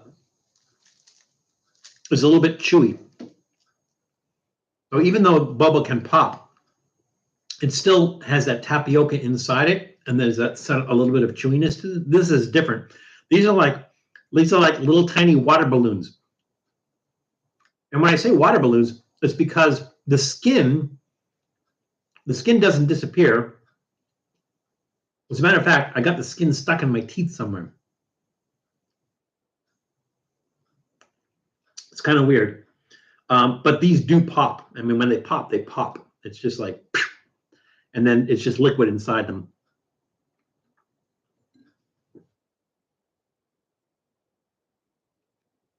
It tastes like fruit juice, but it doesn't have a lot of tea flavor.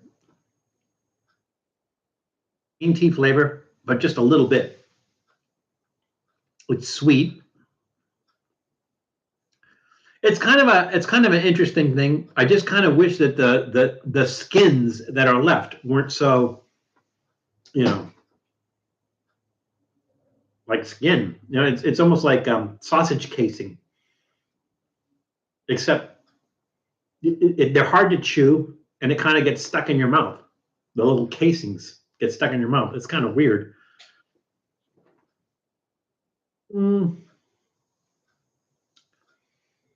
gonna give it. It's good. But again, for me, it's a little bit too sweet. I like the exploding boba, but exploding boba. But that's the skins on them are just a little. They're kind of annoying. So I think I'm going to give that a thumbs in the middle. I think I would give it more. It needs more tea flavor. The fruit juice flavor is fine, but it needs more tea flavor. Don't like the skins, and I can't really fault it for being sweet because boba tea is typically pretty sweet.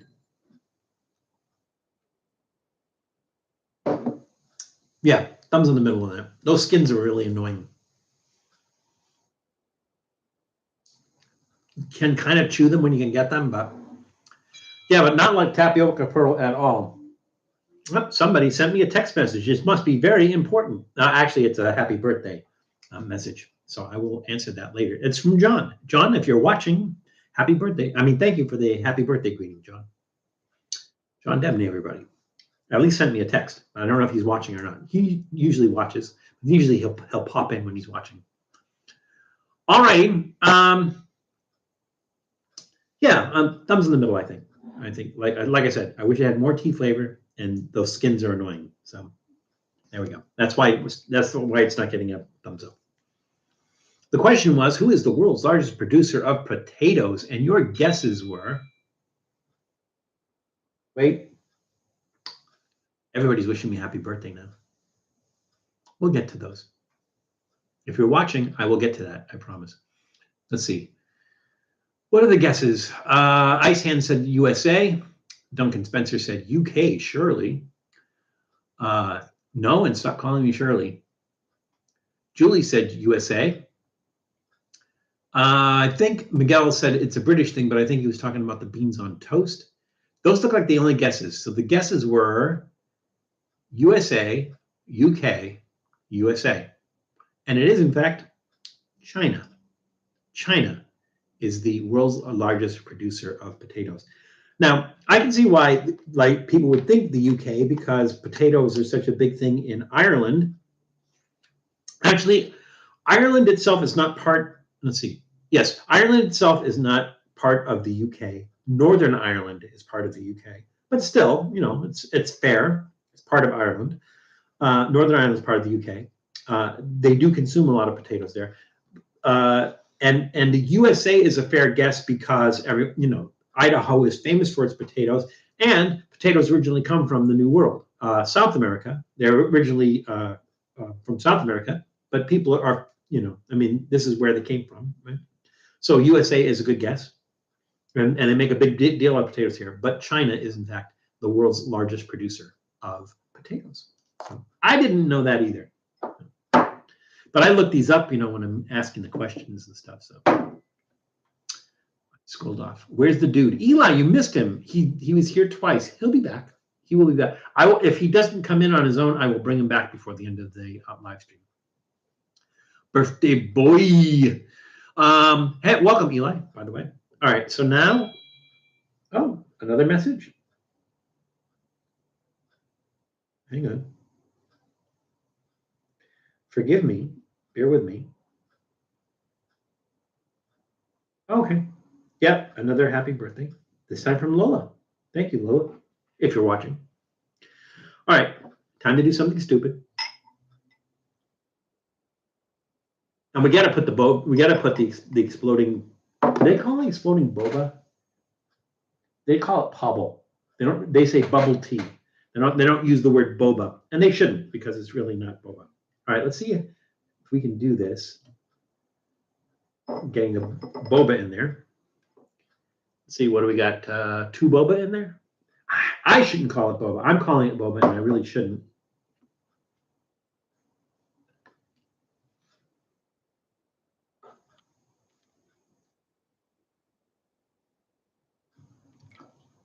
I feel like I'm science in here. There we go.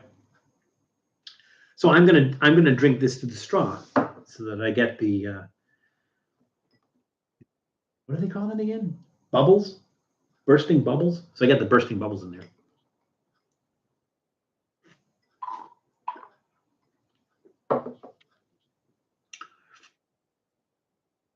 I would think that being that this beer is a little bit hoppy, that it would go well with a fruity tea. It doesn't so much. As a matter of fact, really, I taste the beer.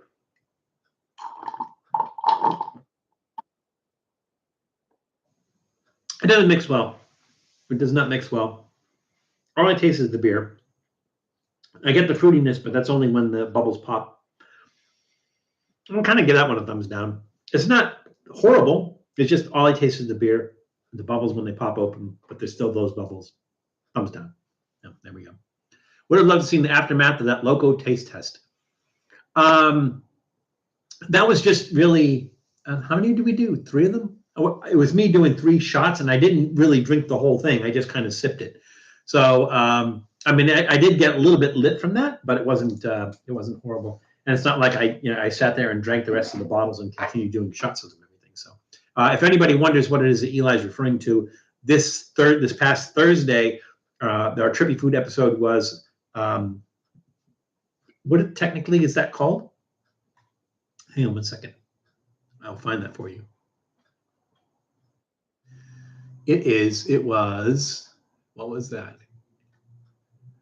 Four Loco distilled spirits is what they call. Now, I was thinking maybe you use these as a mixer, but Matt assures me that it is not a mixer. It is meant specifically for drinking shots. They're not good, but there we go.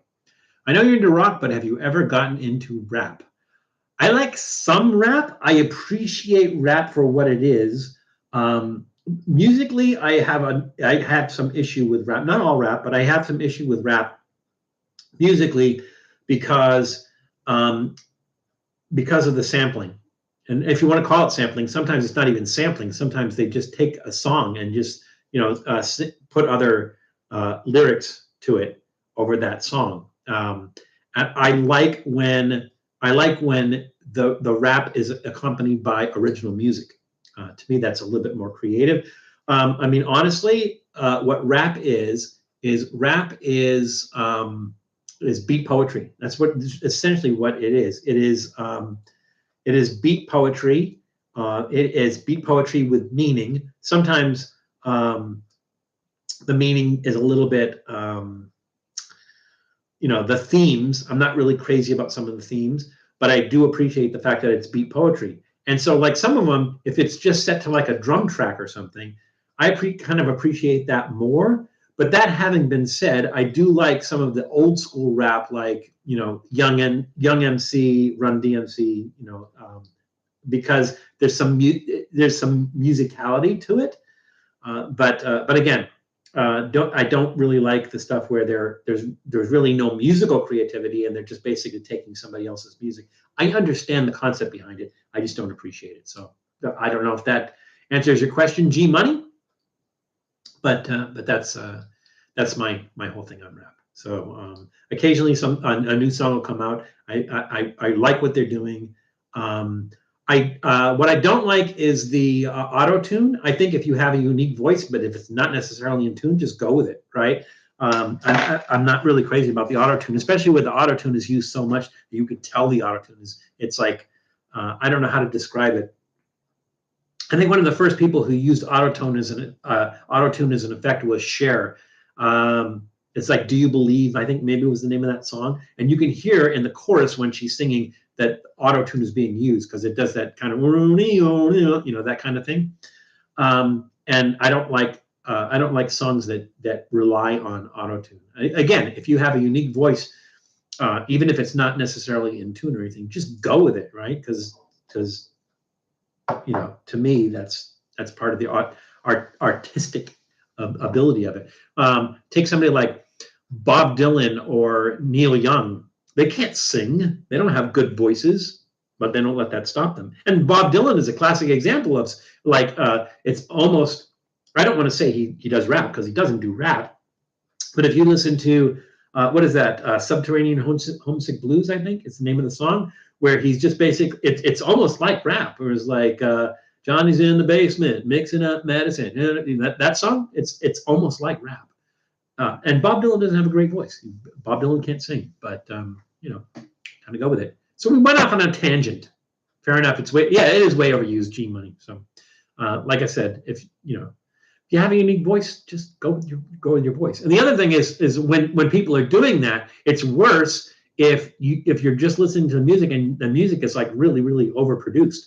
So you're losing the musicality of it, and you're also losing the vocal in it. It sounds artificial and everything, and the music sounds too produced. It's just kind of like not really digging it. So that's my thing, G Money. Not everybody's, but that's kind of where I am on that. Auto-tune is like colorized black and white movie. You know it's not right. Yeah, I have not yet seen a movie. You guys can tell me if there is one, but I have not yet seen a movie that's been colorized where you just look at it and you can't tell it's been colorized. A lot of people might say the Wizard of Oz, but the Wizard of Oz wasn't colorized. It's just they filmed the beginning of it with black and white film and then morphed into color film. So when we were kids, we used to watch, because it was in public domain, and the Wizard of Oz would come out every year on TV. We had black and white TV, and so we watched it in black and white. We didn't think anything of it. And then I remember the first time we watched it on color television. So the beginning of it's black and white. We're watching it. We're like thinking nothing of it. And then it goes to color. And it was like, what the hell? What is that? Because, we were just so used to watching it in black and white. So did answer the question. So let's get that tucked away. Get ready for another question. And we've got 3 snacks left. Let's see how we're doing on time. We've got about 15 minutes left. We're doing a lot of talking, but that's okay. That's why we're here. If we weren't going to be doing a lot of talking, we might as well not do a live stream, right? If you watch The Wizard of Oz with Pink Floyd, I have not done that. I think, what is it? You're supposed to press play. Like if it's a CD, you're supposed to press play when the lion, on the third lion roar, if I'm not mistaken. I have not tried that. There are some places like, I think the Museum of Science in Boston every year in the planetarium used to do that. They would play The Wizard of Oz with the Pink Floyd Dark Side of the Moon, and accompanying it also with the laser show. So that was kind of interesting. That would be interesting to do. But I've not tried that, Eli. And maybe at some point in time I would do that. I don't know if I have The Wizard of Oz, like on DVD or something. But I'll have to try that. I will have to try that. All right, so let's do another snack. Let's read a question first. We're doing okay. We are doing okay. I think we're going to get to everything. 1, 2, 3. Yeah, I've got 3 left. All right, so here's the question. The question is, what is the main ingredient? There's just no good way to do this. What is the main ingredient for the Korean dish of san-nakji? Again, what is the main ingredient for the Korean dish san-nakji? That's san-nakji. San-nakji. I might be pronouncing that wrong. If anybody's out there is Korean, please let me know. All right, let's do the hot one afterwards. Let's do this one next. This is from Fresh Gourmet. Not a lot of information about it, just that they're from Westlake Village, California. Fresh Gourmet real bacon cheddar crisps. Now, these, any of the Fresh Gourmet stuff, we've done some of the Fresh Gourmet stuff on this channel before. They're really essentially made for being put in salads. So these are sort of like croutons. But they're real bacon cheddar crisps. I just thought they'd be interesting, and so we'll try them as a snack. Bite-sized crisps offer better coverage for your salads, soups, and more. We're going to do the more part today. Milk from cows, not what? Not treated with something. Keto-friendly, gluten-free. Oh, here it is.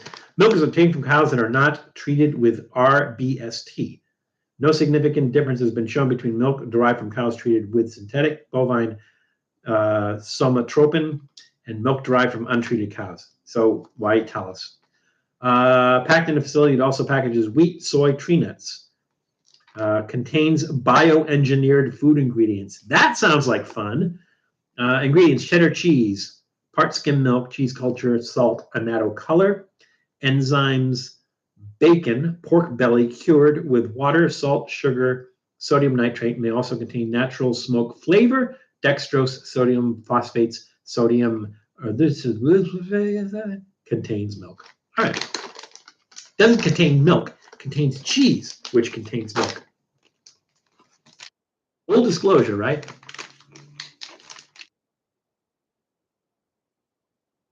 They smell like the little packets of pizza cheese you get from like Domino's. There they are, little cheese crisps. See that? Here we go. I can see the little pieces of bacon in there. I like the texture. They're really crunchy. They're very much like croutons, which I guess is the purpose of them. Not really for snacking. Nice cheddar flavor. Nice bacon flavor. Nice smoke flavor. Great texture.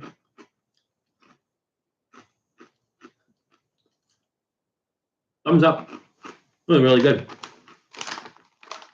I'm going to save these for salad. I'll put them on salad.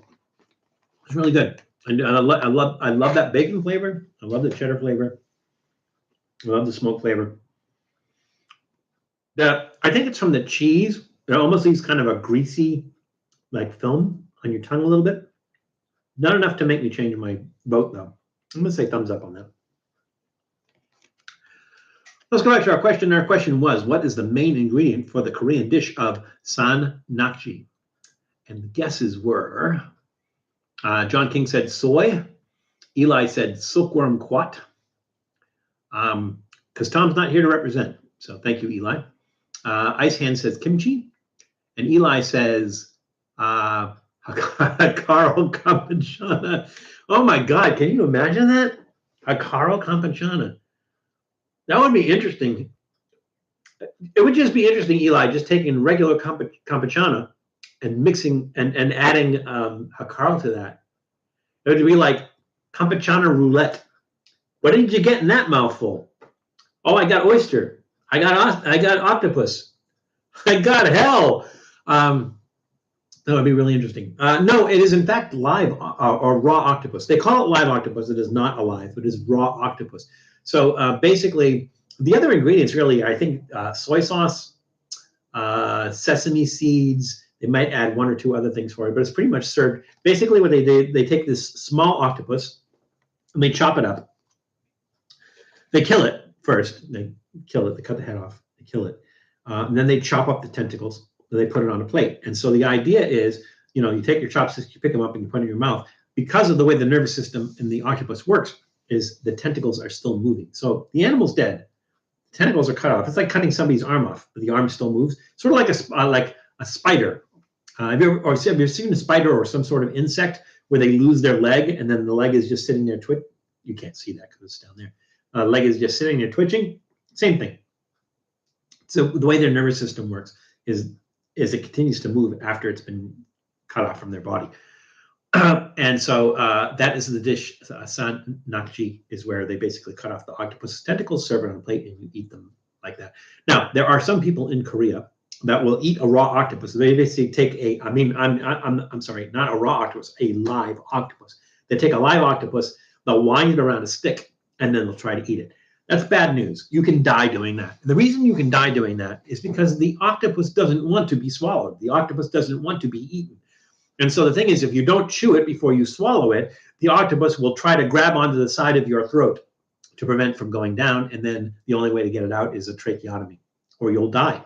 So it's kind of a stupid thing. It's a really stupid thing, but people do it anyway. So I think there either might be videos or there used to be videos, and then people just thought it was just too much animal cruelty and no videos anymore. But that's the bottom of it, and it is in fact raw octopus. So yes, very much like a lizard tail, Eli. You're absolutely correct. All righty. What was I going to try? I was almost drink the boba. Don't want to drink the boba. I want to drink the beer. I mean, not that the boba is bad, but... And I keep calling it boba. It's not boba. I did not have a beer yesterday. And Saturday is Trippy Food Beer Night, and I didn't have a beer. It was my birthday, and I still didn't have a beer. So this is my weekend beer. All right, let's do, let's see. We got 2 more snacks left. Let's do this one next, and we'll do the spicy one last. So 1 more question. And the question is, Julie, I will be utterly disappointed if you don't know this. The question is, where was white clam pizza invented? If you want to give me the city or the state, that's fine. But if you want to specifically give me the name of the pizza place, that's even better. So where was white clam pizza invented? Now let's go on to our snack. And these are Whisps. I think we may have done these before. I don't remember what flavor we did before, but it wasn't these. And these are Whisps Everything cheese and pretzel bites. So basically, it's a pretzel bite, but it's an everything pretzel bite with cheese. Not sure how they do that. Cheese and pretzels or pretzels and cheese. No need to choose. We took 2 of America's favorite snacks and created your favorite combo.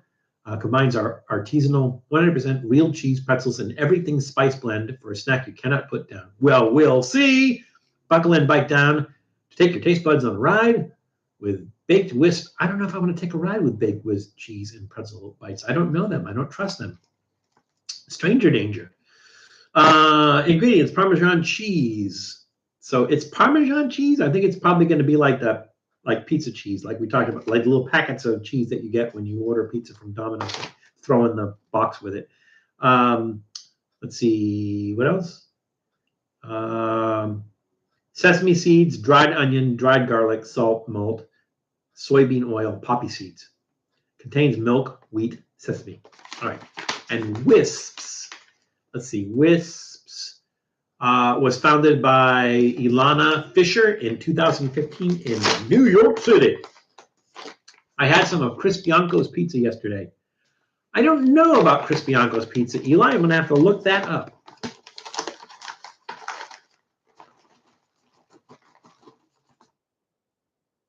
There's no guesses out there. Ice Hand is the only one that's guessed so far. Come on, guys. Throw it out there.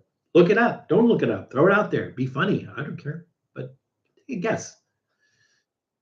Where was white clam pizza invented? These are a little weird.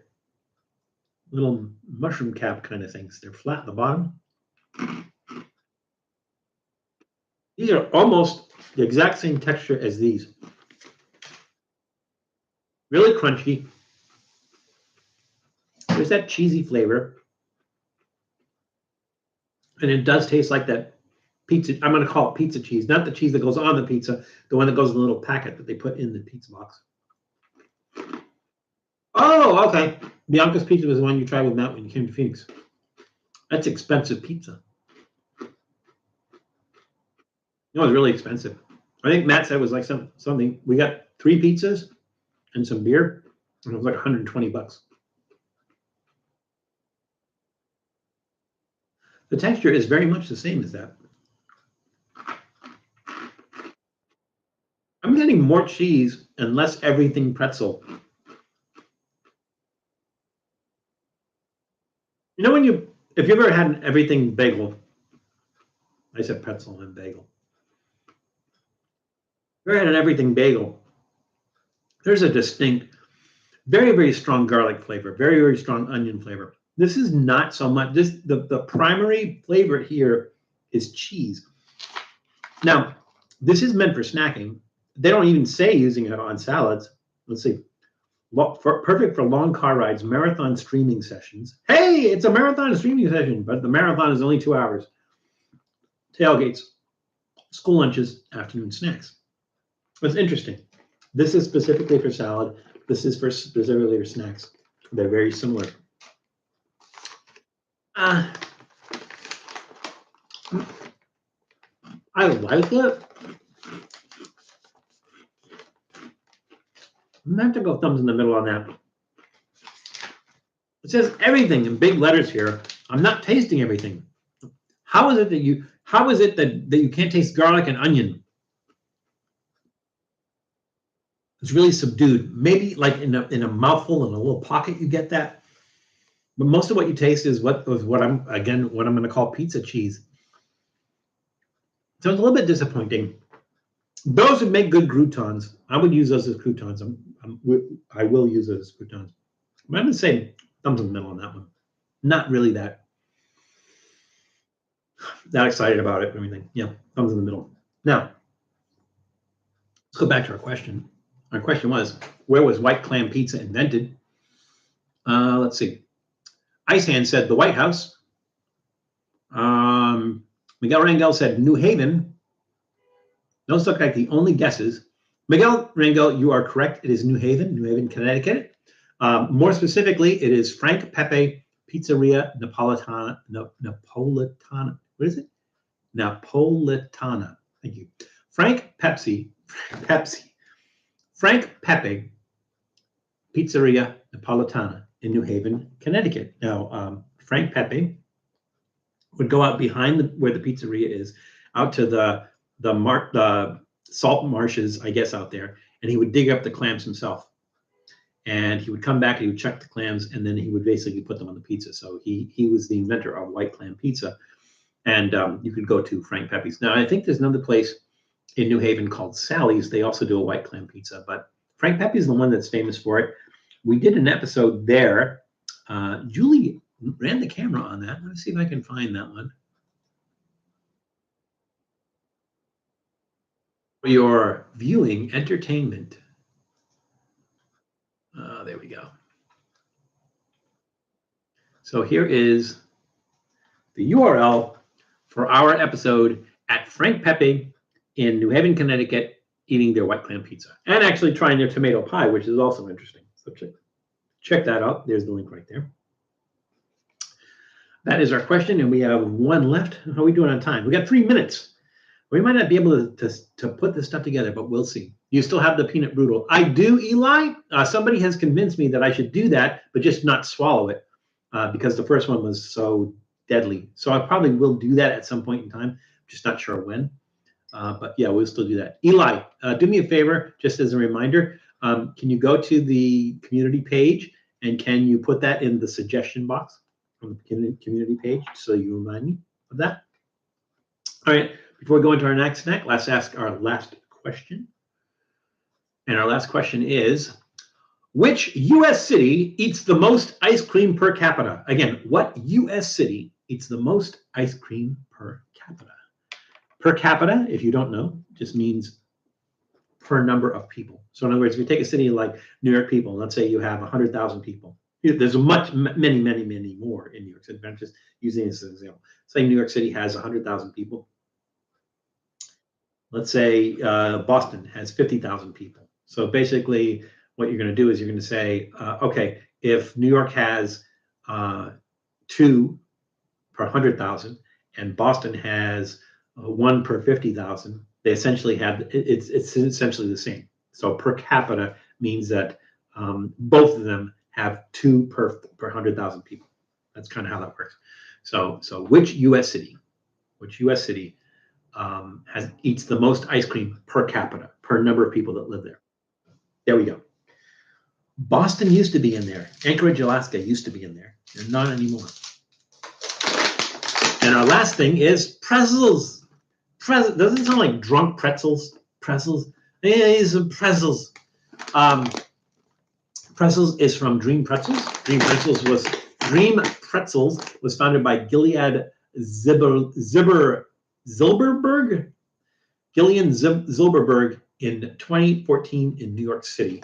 These are thin and crispy pretzel strips, 30% less sodium, baked 85% less fat. It's sriracha flavor. I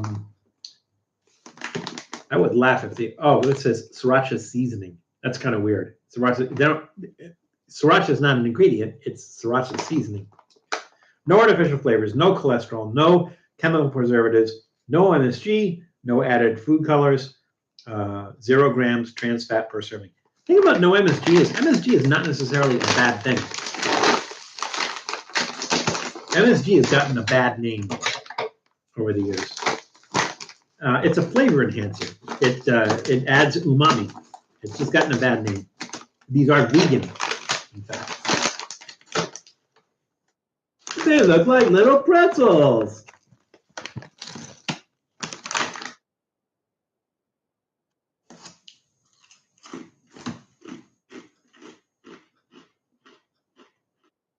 It tastes like pretzels.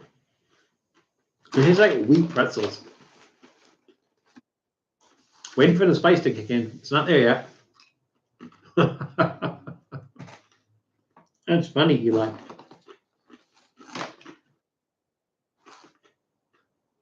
Dot's pretzels are the best. Dot's pretzels are really good. My favorite pretzels. I'm going to go to the store and order pretzels and buy pretzels. My favorite pretzels to buy are the Snyder's sourdough pretzels, the big thick ones, the hard pretzels. Those are my favorite for snacking on. I like the splits. The splits are really good, especially the pumpernickel splits. Those are really good. But for some reason, there's just a satisfaction of eating the Snyder's sourdough pretzels. They're like rocks. You got to eat a lot of these to get that sriracha flavor. It takes a while for that to get that out of there. They do look more like bagel chips. Tiny bagel chips. Yeah. Does that not look like a bagel chip?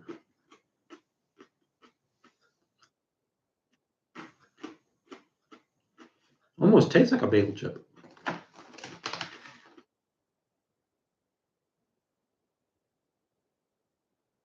I like the flavor. I mean, the predominant flavor here is wheat and salt and then sriracha. But you put big letters on here saying sriracha. It should taste like sriracha, right? They taste good.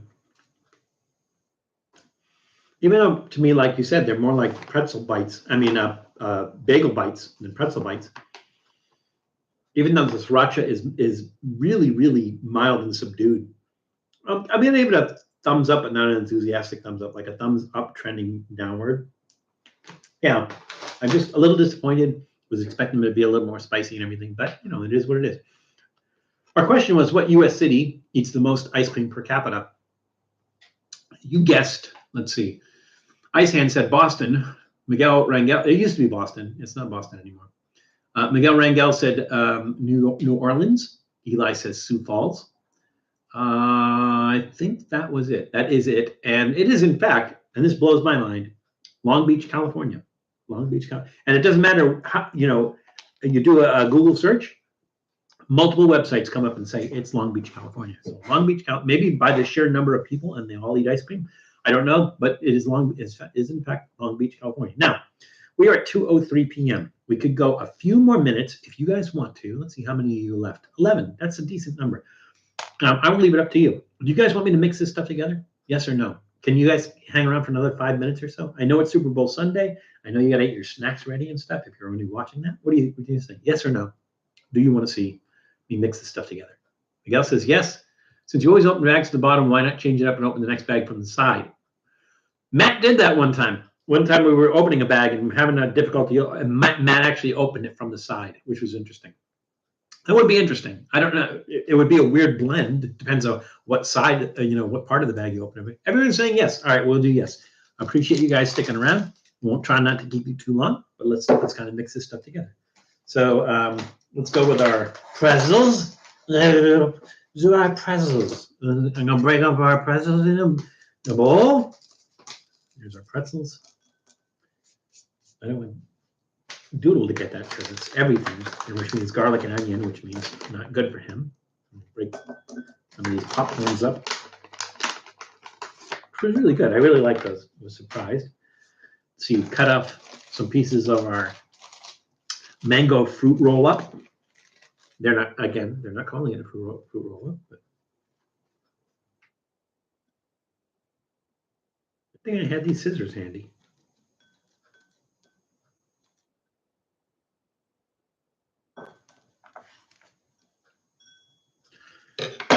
Alrighty, our real bacon cheddar crisps.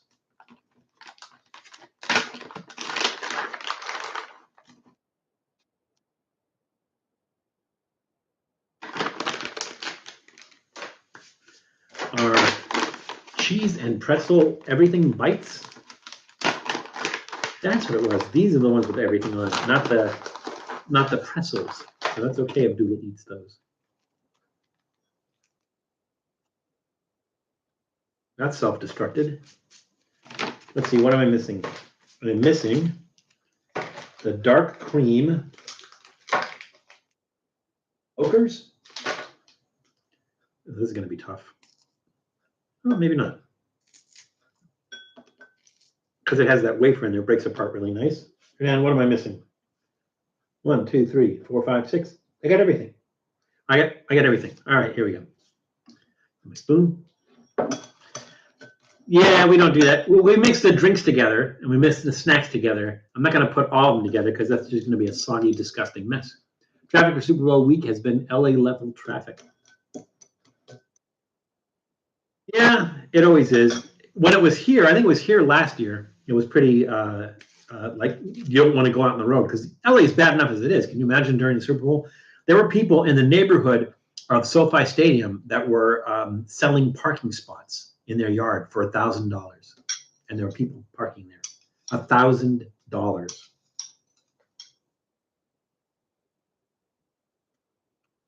It's got to be sweet and savory.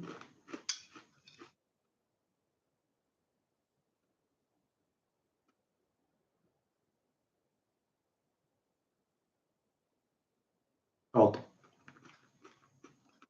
Or move food, Eli.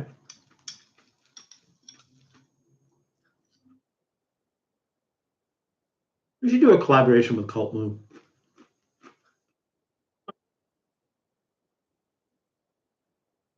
Maybe because they don't know I exist.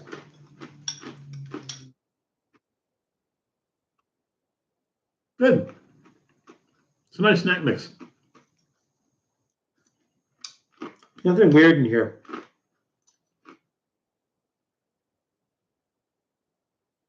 Probably one of the better ones we've done. I was concerned it might be too savory. It's not. The cheese would be too sharp. It would be too sweet. Thumbs up.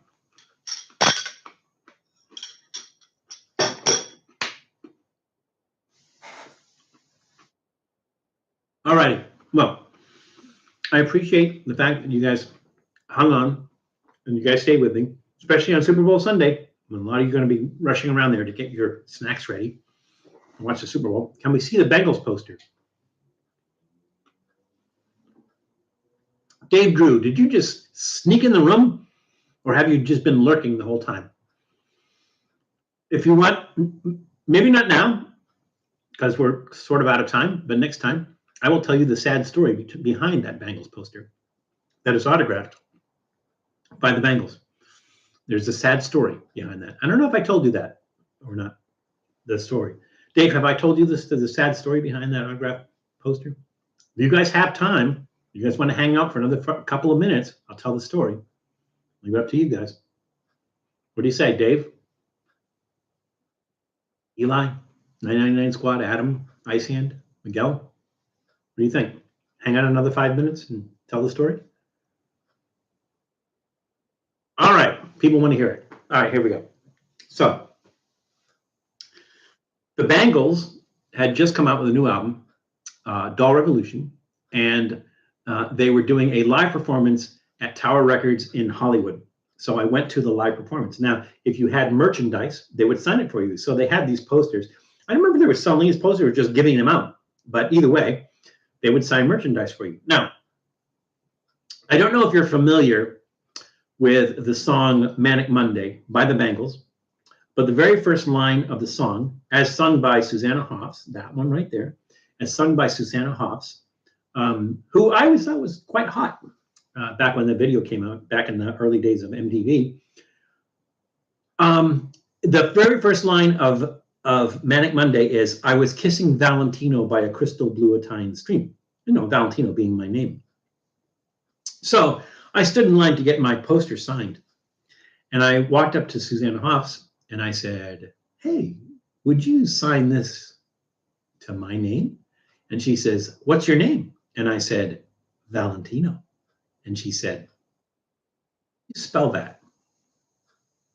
It broke my heart. That's why she did not become Mrs. Val. She broke my heart because she didn't know how to spell Valentino, which was in the first line of their song, which granted, Prince wrote the song. She did not write the song, but she had to have read the lyrics somewhere to learn the song. She didn't know how to spell Valentino. So broke my heart. And that's why she's not Mrs. Val. So there we go. Anyway, we come to the end of our live stream. I appreciate you guys hanging out. I appreciate you guys hanging out afterwards. And if you're going to be watching the Super Bowl, then do it safe. I appreciate you coming in early. That's why I did it early, so that you guys can go and watch. Thank you very much, Ice Hand. Could watch the Super Bowl afterwards, and it wouldn't get in the way of doing that. So enjoy the Super Bowl if you're going to be watching it. If you're not, go out and enjoy something else, because everybody's going to be watching the Super Bowl, and you have time to do that. But whatever you choose to do, just remember that it's crazy out there. So please be careful. Please take care of yourselves. Please take care of others, and we'll see you soon. Thanks for watching, everybody. Great to see you. Glad you could make it, and we'll see you again soon.